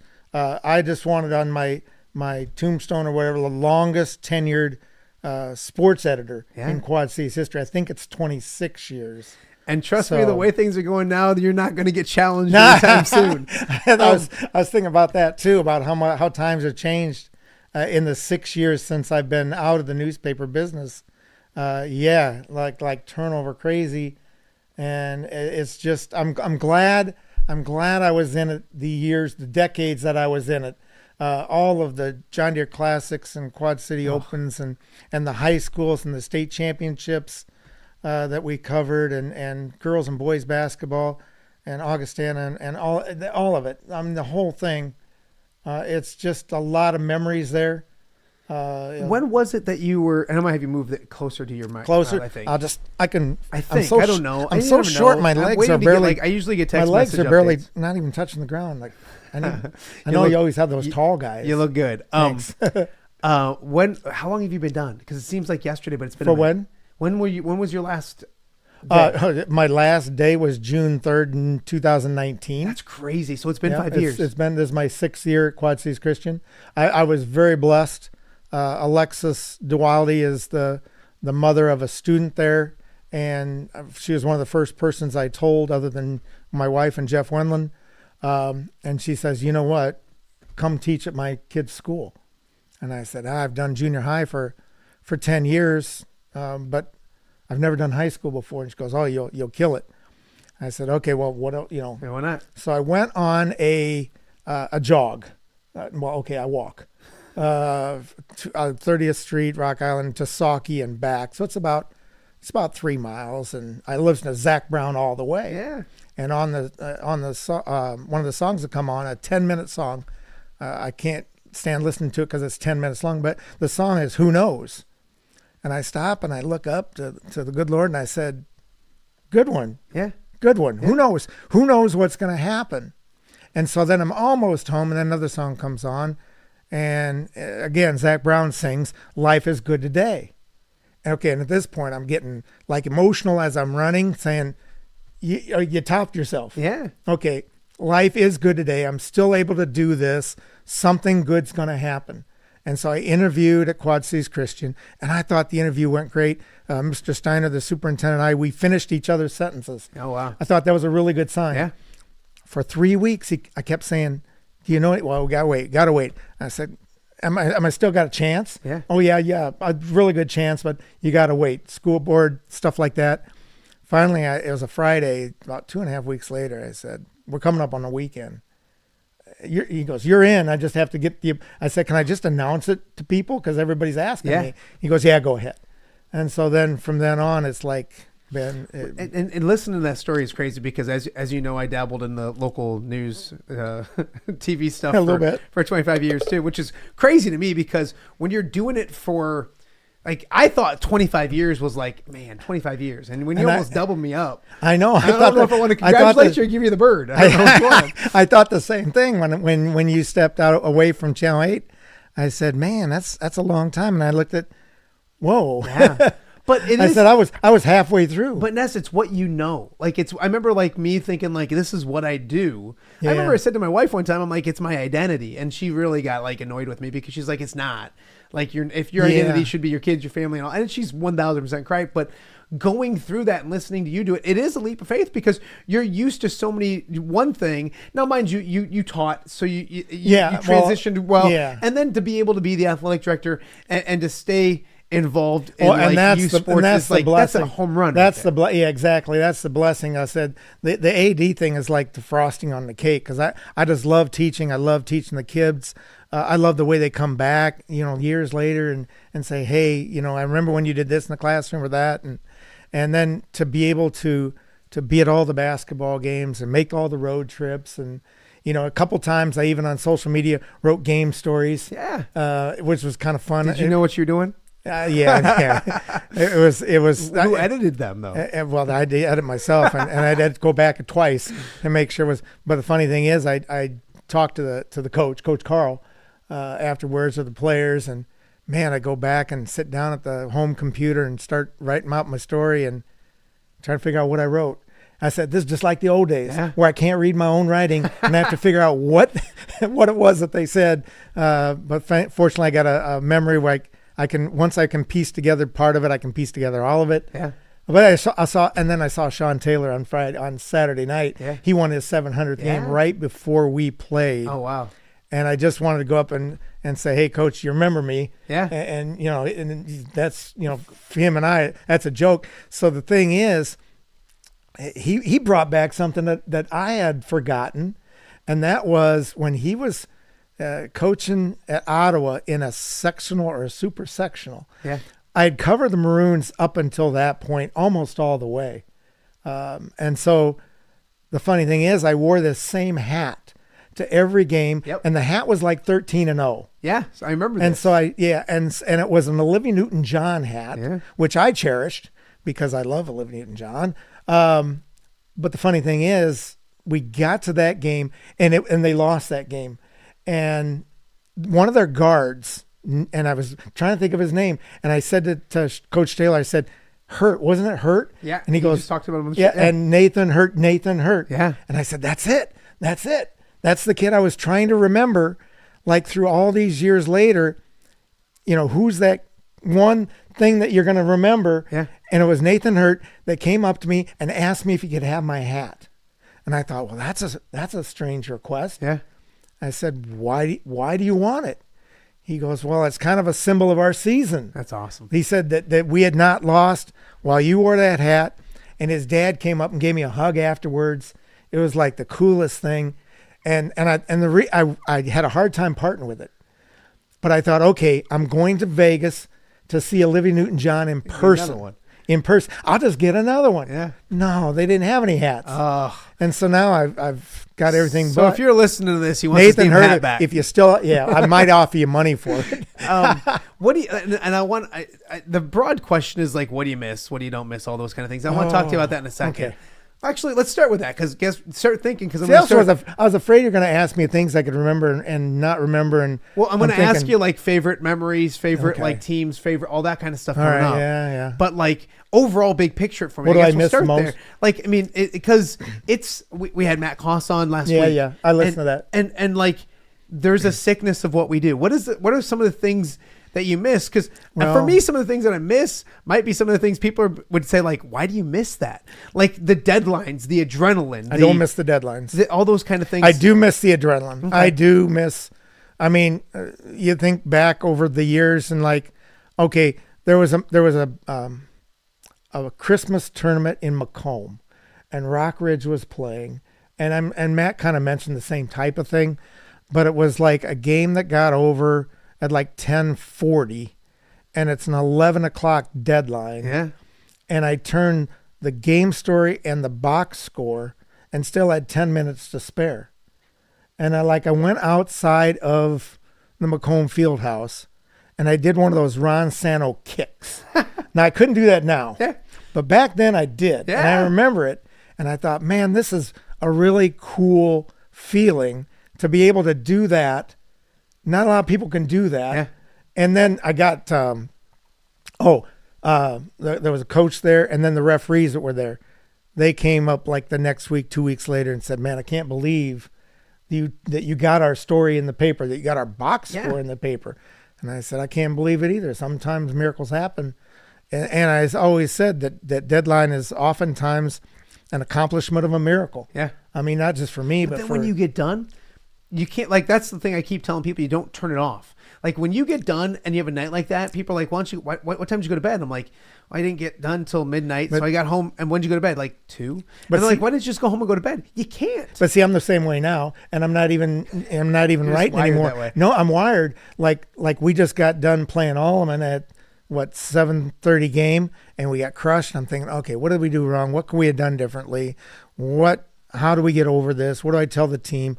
I mean, I'm just the AD. I'm not the coach, but I'm sure the coach handled it really well. Yeah. Obviously, he did because we came back. Yeah.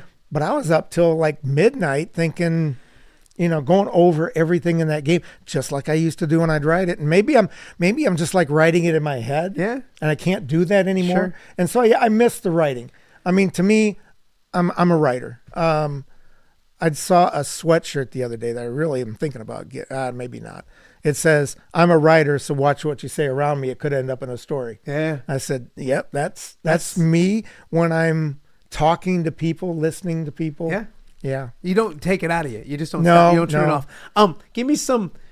And I want you to go back because 47 years is 47 years. Yeah. Like, what are like those events that you covered that you're like, I'm gonna tell.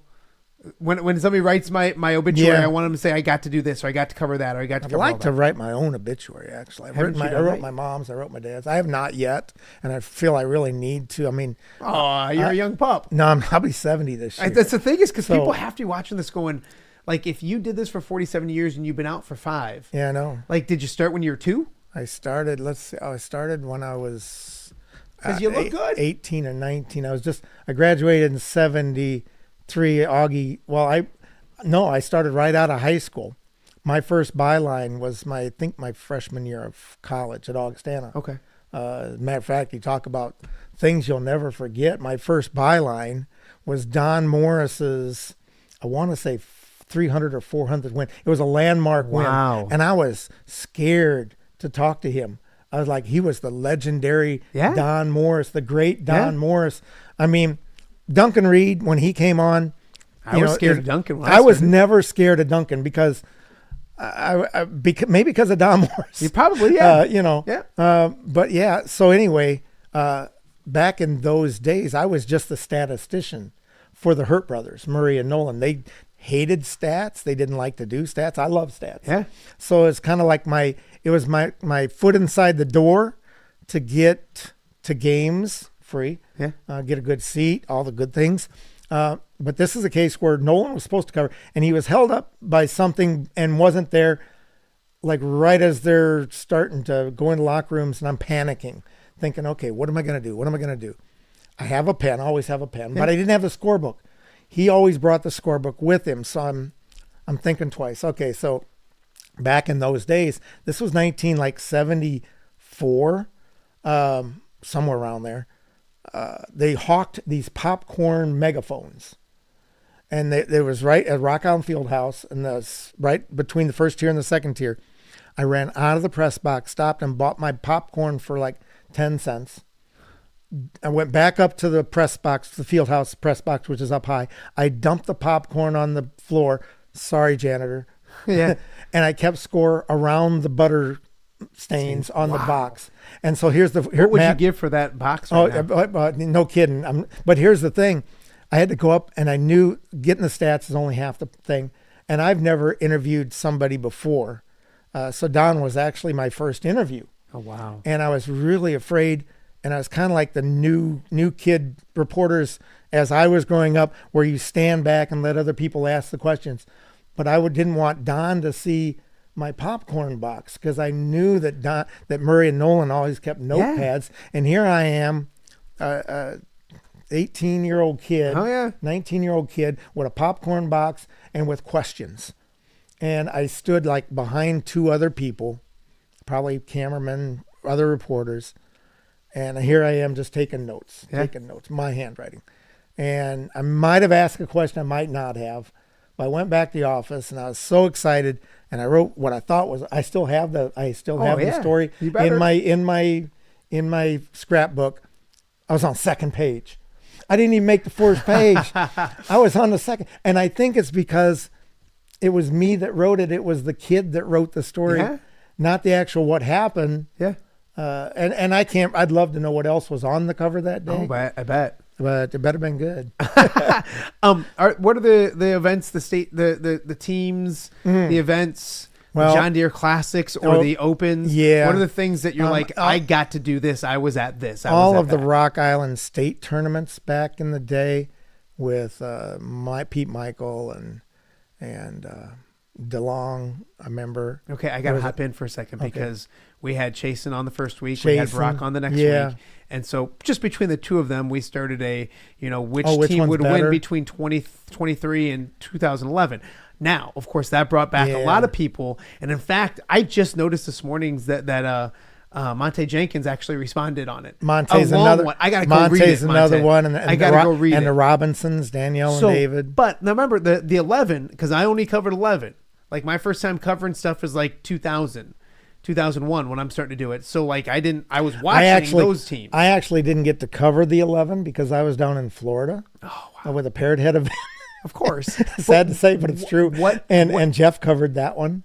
Of course. Well, that makes sense. Yeah. And he probably would have covered it anyway. Yes. With that, like, so, and that's, I think, one thing people brought up to me is like, yes, those teams were really good, but those teams back with like Monte and Pete and Josh they Elston. played in a higher. And there was only one, there was 4 classes for and compared to 2. And even then, back in the 80s, when I thought Rock Island had a great shot to win a state title, they're competing against all those Peoria teams. Yeah.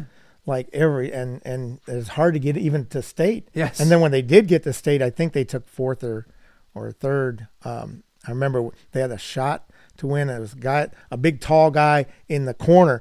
If he hits the 3, I think they're in the title game, and it came up short or something. Yeah. That was and that was down in Champaign. Yeah. And that was where the tournaments were really So fun what's to the best cover. high school basketball team you ever covered? Would you say those teams? Or was it 11? See, I didn't cover Brock and Owen. And Owen, so that doesn't count. Yeah. But that's state champion. Best team I ever covered. You know what? Man, there's a Rock Island team that was undefeated, and they lost, I think, to Galesburg. Was it Galesburg? They were 27-0 as Chris Allison's team. Okay.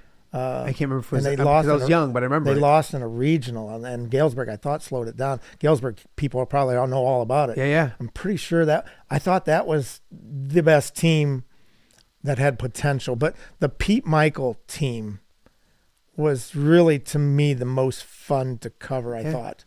I mean, Pete was so cordial, and all the rocks, and Duncan was Duncan. Yeah. And I always, Duncan liked me.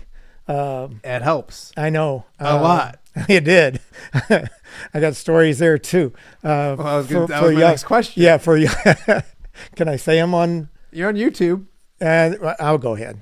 So anyway, Duncan had this thing about new reporters, and he always liked to have the upper hand.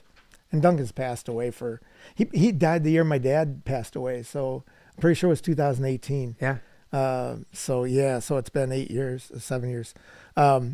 So anyway, he had this thing about breaking in new reporters. I think, and I knew about it. I knew it. Is it a handshake? No, this is a phone call. This was back wow. this was back in a phone call. So we had this new reporter, and his very first assignment was to do a preview on the Rock Island Thanksgiving tournament. And I thought, okay, go ahead and call Coach Reed and get a preview on that. And this was his first big assignment, big story that he was going to write. Going to be on the cover of the paper, not like Don Morris's 300 to 400th win. Yeah. So anyway, he calls Duncan, and he's just about in tears as he's talking on the phone to Duncan. And he gets off the phone, and I said, how'd it go? Because I know. I said, how'd it go? He goes, man, that was hard. He go, well, what'd you find out? I said, he's just a hard guy to talk to. I said, okay, I know that already. I said, but the question all of the fans, all of our readers want to know is who's Rocky's point guard going to be in the opening tournament of the season? Because that was the big question. Yeah. I can't remember if it was TC Penn or whoever back in that day. Yeah. He looks at me and he goes, I don't know. I said, well, how are you going to write that story if you don't have the question that everybody's going to want to have answered? Yeah. He goes, what do I do? I said, do what every good writer's got to do. Got to call Coach Reed back. Can you call him? I said, no, it says your story, your byline. Yeah. He called him back, and Duncan must have been, he was on cloud 9. Oh, I bet. He was having a day. That's my favorite Duncan Reed story. In our office, second floor of the Argus. When I was an intern with Burrich, I met him for the first time as a member of the media, probably first time ever. And I don't know what he did, but I shook his hand, and he took some pressure point in my hand, and I dropped to my knee for like what felt like 5 minutes. He loves doing it. Was that. probably 10 seconds. Yep. And then just laughed and like walked away. And I turned to Dan. I'm like, what in the? And of course, Birch is. I never got the handshake thing, but I think the reason is that somewhere back in the early day, Coach Reed had a fundraiser, a free throw fundraiser. Okay. And I had told him, man, dude, I can shoot free throws. Oh, you can shoot free throws. Well, prove it at my fundraiser. And then I learned, okay, I got to go out and get people to sponsor me. So I got my wife. Yeah. Thank God for Kathleen. So anyway, actually that was before Kathleen. I think it was even before then. Yeah. It had to have been. Okay. But thank God for Kathleen anyway. Yeah. So anyway, I made 88 free throws out of 100. And so, and whoever, maybe it was my mom and dad or whatever, wrote him a check. And ever since then, I was like, right in his good graces. And he had me back next year. And then after that, I don't know if I've said this one on air, but I tell it to everybody. And if I have, I apologize if you listen to this again. But do you remember we used to do Hoop Central? And I don't know if you got to co-host, but there was one year where I just had guest co-hosts. It was before, and we had just started it, and Mick Moddinghoff was the sports director, and I was good with just doing Friday nights on my own, right? If that makes sense. And so Duncan was going to be a guest co-host. And I remember being at the game that Friday night, and Steve Smithers like calling me. He's coaching Alameda. He's like, "What do you do? You're gonna have Duncan Reed on live TV. This is the worst."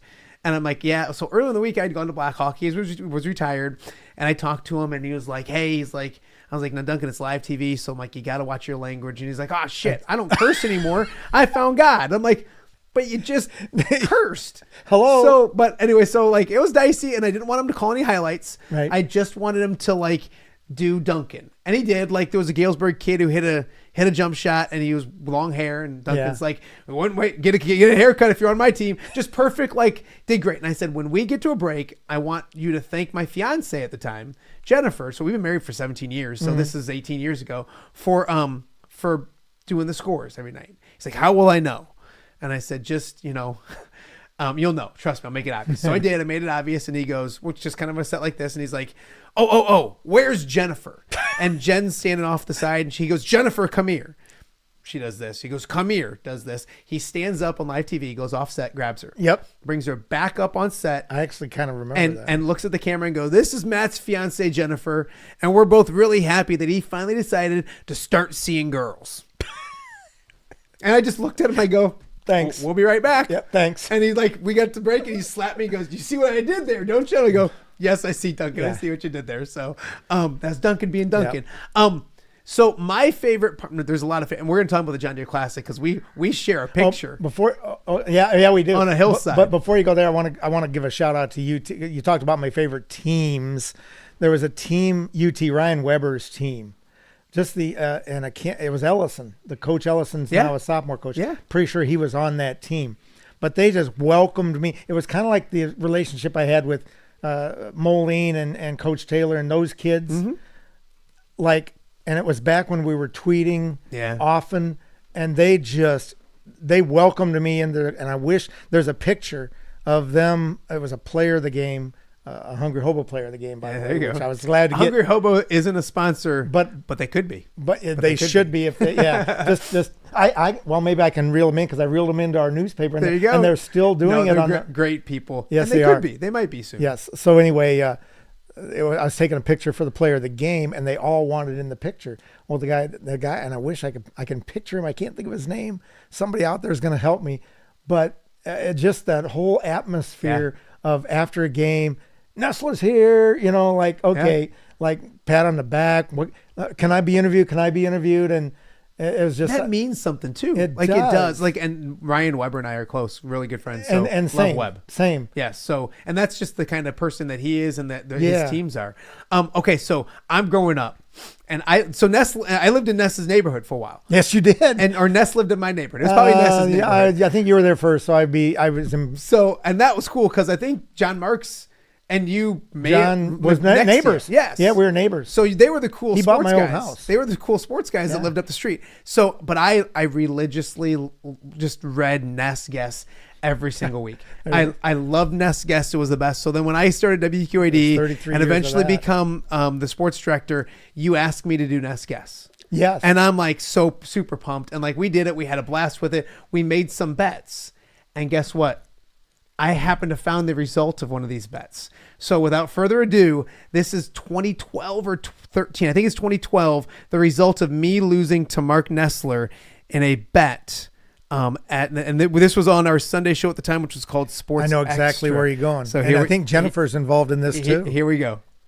All right, get the drum roll. My heart's kind of beating a little fast here. I know the danger that I put you in last year. Now I want the Cassie Hyder's taking a picture of this too. Now, do you want the ear thing in too as well? I don't know. I just don't. Oh, okay. Now I'm gonna count you down from 5. Okay. Can you count to 5? No, I'm counting down. I'm counting backwards. Okay. That's a little tougher. Right. So it's 5, 4, 3. Oh my. Rub it in a little bit. Look at all this. You messed up the good stuff. Here, let's. It looks the same as last year. Not if we put this on top, huh? We got more to do. Oh, you want a whole nother pie? More to do. Now I got my hands messy. Oh my God! Somebody getting us a towel. He's got messy hands. Oh, poor guy. There you go. Thanks. Are you eating that? I didn't eat. I didn't lick my fingers, but I took the top off. All right, now we have one more pie. Look at all. Does he need the Oh, towel? I gotta need a towel. Thank you, Corey. I'm here for him. How was it compared to last year? Better? Well, you lied. Huh? You couldn't make it to 0, could you? You questioned it, and you should have known. Okay. I don't have a microphone on, so nobody can hear me, right? Oh, they should be able to pick you up. So I can cuss like a. All right. Did we want to take? This is great television. We don't want to wait. We don't want to waste a whole French silk. So, we'll take that there. If you got a spoon there, I'm gonna take a bite of it too. There you go. Good. Yeah. Tell us how good it is. Can I at least get a bite before it's on my face? I'm gonna get more than a bite, aren't I? It is good stuff. You'll enjoy this one more than the other one. Yeah. Hold on. Let's get the missuses. Yeah. Right. Bring our lovely wives out. Mrs. Ness guess and Mrs. Dazzo guess. Can you take care of my little one so my wife can come out? He's upset. He saw your face. Okay, come on out, ladies. Cool. Now the way I understand this is they're both going to have a hand. Mm-hmm. One left, one right. Jen, you want to come over on this side? Remember, Jen, you got a birthday coming up. So you get extra bonus points if you do it well. That's right. Why do I? Here, just there you go. How do you guys want? You want to count it down? Should we count it down from? Actually, 5 didn't work so well, so we can do it with 3. Welcome to the Marc Nesseler show. 3, 2, 1, 0, -1. That's heavy. I didn't want to be the one to start it. I can't do this to Ness, but I can do this to you. That looks really good. I especially like You still got a little bit to the left. the crust. The crust on the forehead was a great touch. Would you like a bite? Kathleen said she wanted to lick. No, don't say that on TV. No, she wanted to lick some of it. She said she couldn't turn down the French silk. Yeah, well, we got her a piece. Yeah, we did get a piece. That's right. I forgot about that. That's why we cut the piece off, because you didn't want to get licked on, on the air with. Tell them if they can't hear me. And you had makeup. French silk is so much worse. French silk is worse. You got chocolate mustache. It's just bad. Look. Can I have a towel, ladies? You got a chocolate mustache and a great Frankenstein forehead, with cut right down the middle of your forehead right there. It looks really good. Maybe 2 French silks next year. We're gonna do it. I get come back, right? Well, sure. Well, why wouldn't you? No, yeah. It's a no-brainer. Well, but the key is to not talk trash, which you obviously have to learn after 2 years, because you talk trash in September and then you get this in February. This isn't fair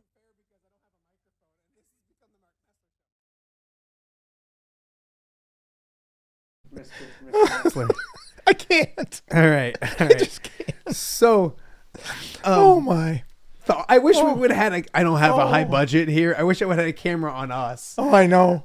So that was, I'm guessing 2012, 2013.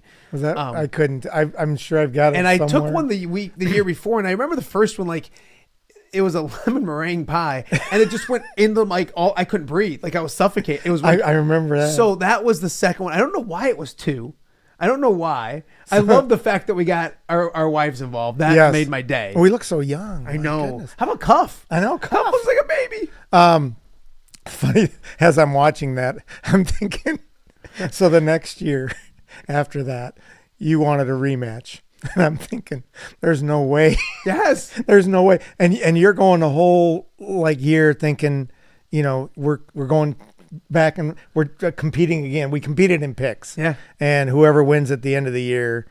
So after I got 2 years in a row, and I'm thinking, what are the odds that I win 3 years in a row? No. Yeah. So I came up with some excuse. I can't, the judge's error or fake news or something and I'm thinking, okay. So then it take me back to playing at Wharton Field. Like everything ties together. Yeah. I'm at Wharton Field House the very first year we're playing Quad Cities Christian. Okay. And I go out on the storied Wharton Field floor and I make 2 free throws. And I said, I'm done. I haven't shot another one since. No kidding. I'm 2 for 2, lifetime. And not in competition, but I'll never shoot another free throw again. It's like the pies. Yeah. I'm 2 for 2. Done. I'm done. I walk away. Yeah. Even if I might play the third year, but. So the Ness guess, and the best part is so I was going to go try to find a picture because I knew I had that picture of the pie. Oh, yeah.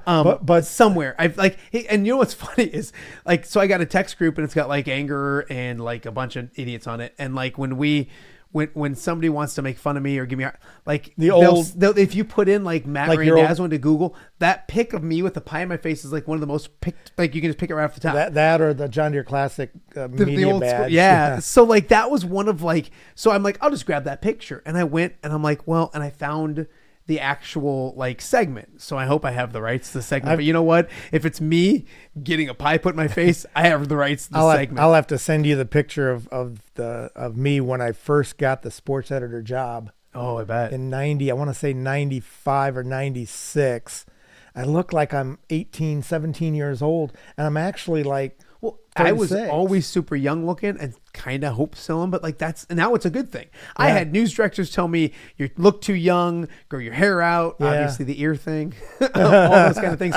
But so I'm up here last night, getting that video, and the kids are up here, and I'm starting to tell them about Ness guess, and it was just wild to explain to them Ness guess because nowadays everything's so instant instant, and I'm you would fill it out, mail it in, and then you got to a point where it was online, wasn't it, where you could do it online? Oh yeah, eventually, but back that in was the day, a huge breakthrough with the paper. I would have a stack that I'd have. You talk about grading papers now as a teacher, man. I was grading papers back then.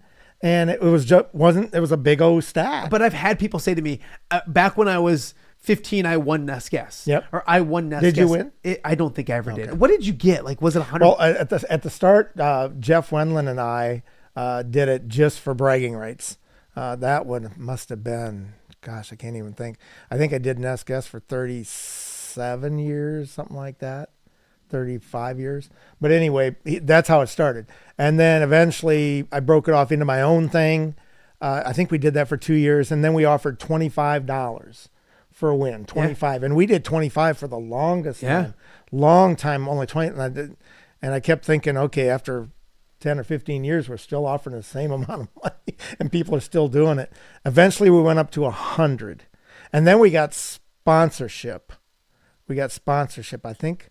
Did Hobo sponsor Ness guess? I thought no, it was Zeglin's. Okay. Zeglin's sponsored and somebody else sponsored. We had sponsors, and so we were making finally toward the end. It was the last probably 8 to 10 years. We actually made money.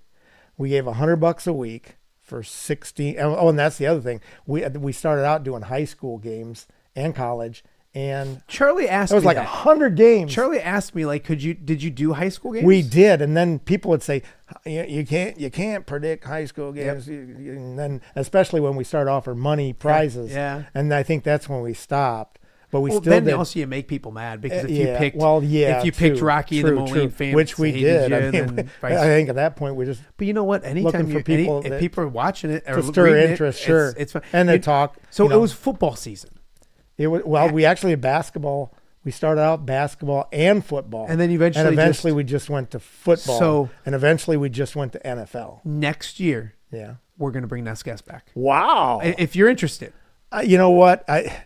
You talk about what you miss and what you don't miss, and would I ever? I know when I got fired in 2019, and I know you called me and said, "Do you want to come on the air?"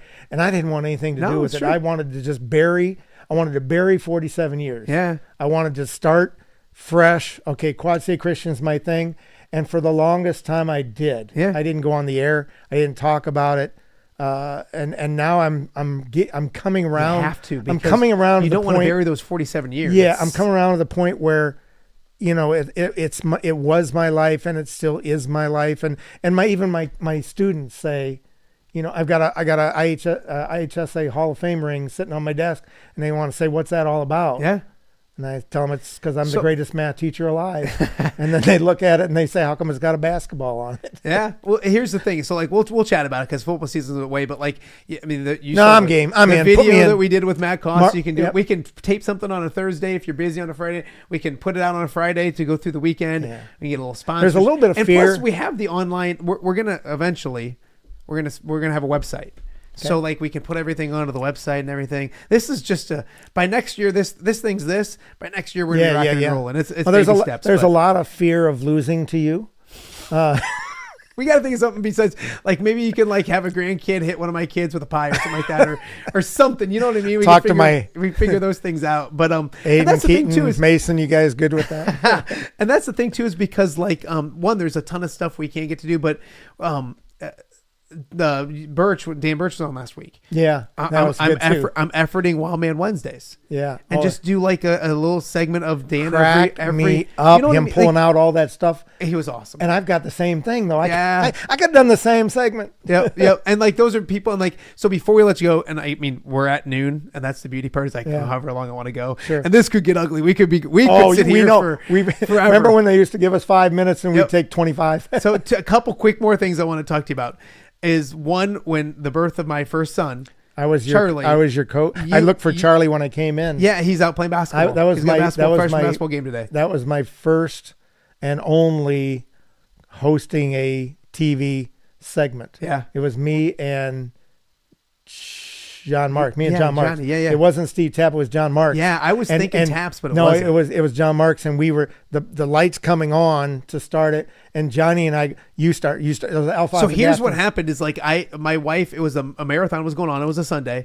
We had the Sunday show to get ready for, and we didn't have it. And we were scheduled. We were scheduled to be on there, and then I had no other sports guy. Like it was just me. We were in between sports people, and I went in to like check Jen after the marathon, and she was having that baby. And I called these yahoos. I'm like, do you mind? And I called a friend of mine, Ian Jacobs, who's helped me a lot with this. And I think it was his suggestion. He's like, why don't you have Johnny and Ness do the show? I'm like, they can definitely do it. So that's one thing I'll always remember. I thought we did pretty good. You did great. I thought we did pretty good. I think I have it. I know we have pictures.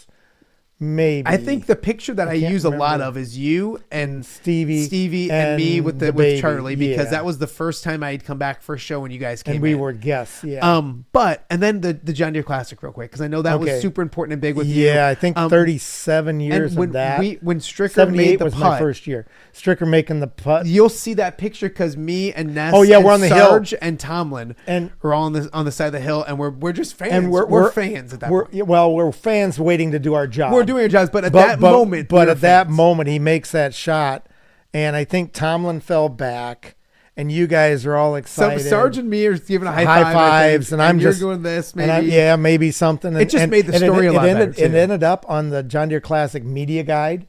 It ended up on their program. It ended up on their website because we're right behind Strick. And what I love the best is it ended up on the ticket the next year. Yes, and they photoshopped out you and Sarge. Yes. It was me, Tomlin, and some little kid that just standing where you were. Which just makes sense. If you're going to Photoshop, me and Sarge are the people got to go. Like if that makes sense. It's all a placement where you were, you know. Yeah. No, it was great. So, maybe like in a minute. That was my favorite John Deere Classic moment, by the way. I was going to say, like, is there without a year, question, is there a year, like, now that's the moment, but is there a year that you're like, this was the best year of golf in the Quad Cities? I asked that to Koss, and I asked that to... Well, and he nailed it with the Stricker and because I don't know if 60-61. I think 15 was better than 13.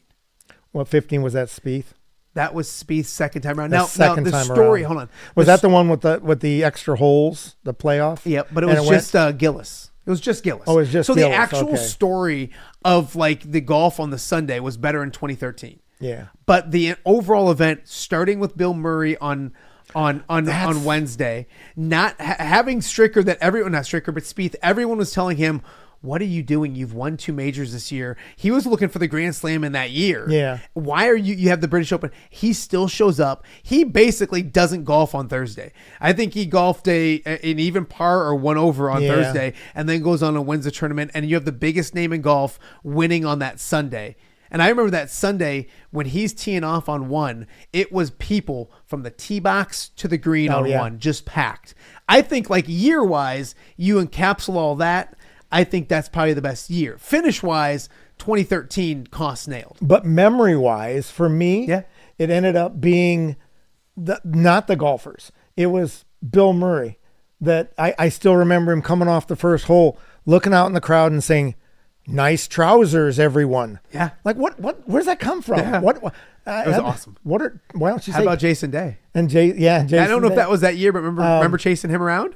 Oh, Jason Day. Oh yeah, Jason Day. Oh my. I was a sweaty mess. You hooked me up with that story because I was on the media shuttle and you called me and you're like, "Hey, are you out here?" And I'm like, "No." And you're like, "Well, Jason Day is out here running the course under 2 hours and whatever." And so we picked minutes. him up on like 14 or 15. But you started from the jump. We interviewed you in the story. story. Yeah, you did. Yeah. I was a sweety mess. Yes, you were. And I got a free shirt out of that from my company because I said I can't work the rest of the day in this shirt. So I got a really nice. I still have that shirt. Nice. And talking about not throwing stuff away. Little victories. But yeah, I started on the. I started on the first and second hole, just because I heard Jason Day's big name. And his wife, fiance, girlfriend. I can't remember at the time, but it was on the third hole. The third hole, they chatted about, hey, why don't you see how fast you can go? And I kind of heard it and kind of chuckled and said, okay, I'm down. Yeah. Let's go. And so now we get to like the 9th hole and the caddy. Well, the caddy was a nice guy, nice to me, nice to the crowd, but he would leave his bag and take a club, leave his bag at the next hole, come back and hand him his clubs. And he was hustling. He worked harder than anybody that day. Yeah. And so we get to like the 16th hole and a PGA Tour guy comes out and he's starting threatening about playing too fast. I said, playing too fast? That's not a thing. He's 2 under par. Yeah. How can you, like I've seen guys, Yeah, he golfed okay. He ended up, I think, 2 under par, maybe 3 under par. He was as nice and as accommodating afterwards as you can imagine. I can't. What year was that? Was that? I want to say it was 2013-ish. 13. Okay. I don't know. I mean, they all start to run together after a while. Yep. But Cole Swindell. Do you go out there for the concerts now? I do. Yeah. I do. Yeah. And I miss finding the stories. I guess that's the thing. Yep. No, out there too. Like there's so many good ones. The one that was on a Friday, a John Deere Classic on the Friday the 13th, and there was somebody that was like their 13th year of volunteering and 13 grandchildren. So like that's a story. Yeah. You would find the stories and you'd turn the stories and then you'd go find another story. Yeah. But yeah, and then when I got hooked into the celebrity thing, that started out with Claire Peterson, where he had the San Diego Chargers kicker, Nate Kading. Yep. Nate Kading was in the field, and Claire didn't know it. In the program. In the program. Yeah. And I looked and I went up to Claire and I said, "Is this the Nate Kading?" And he said, "It's a Nate Kading." And I said, "Well, is he the kicker for the San Diego Chargers?" I think at the time. And he goes, "Let me look it up." And he comes back and he says, "You got the scoop." He said, "You scooped the tournament." Yeah. We have an NFL player in our field. And then they started promoting it. Yeah. And I thought, okay. Yeah.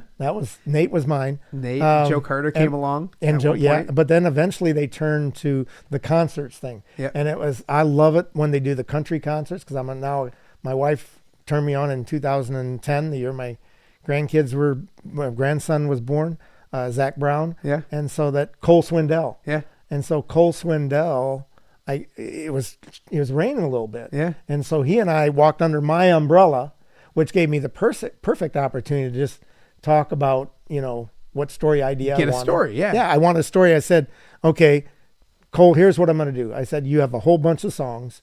I want to name a song after every one of your holes.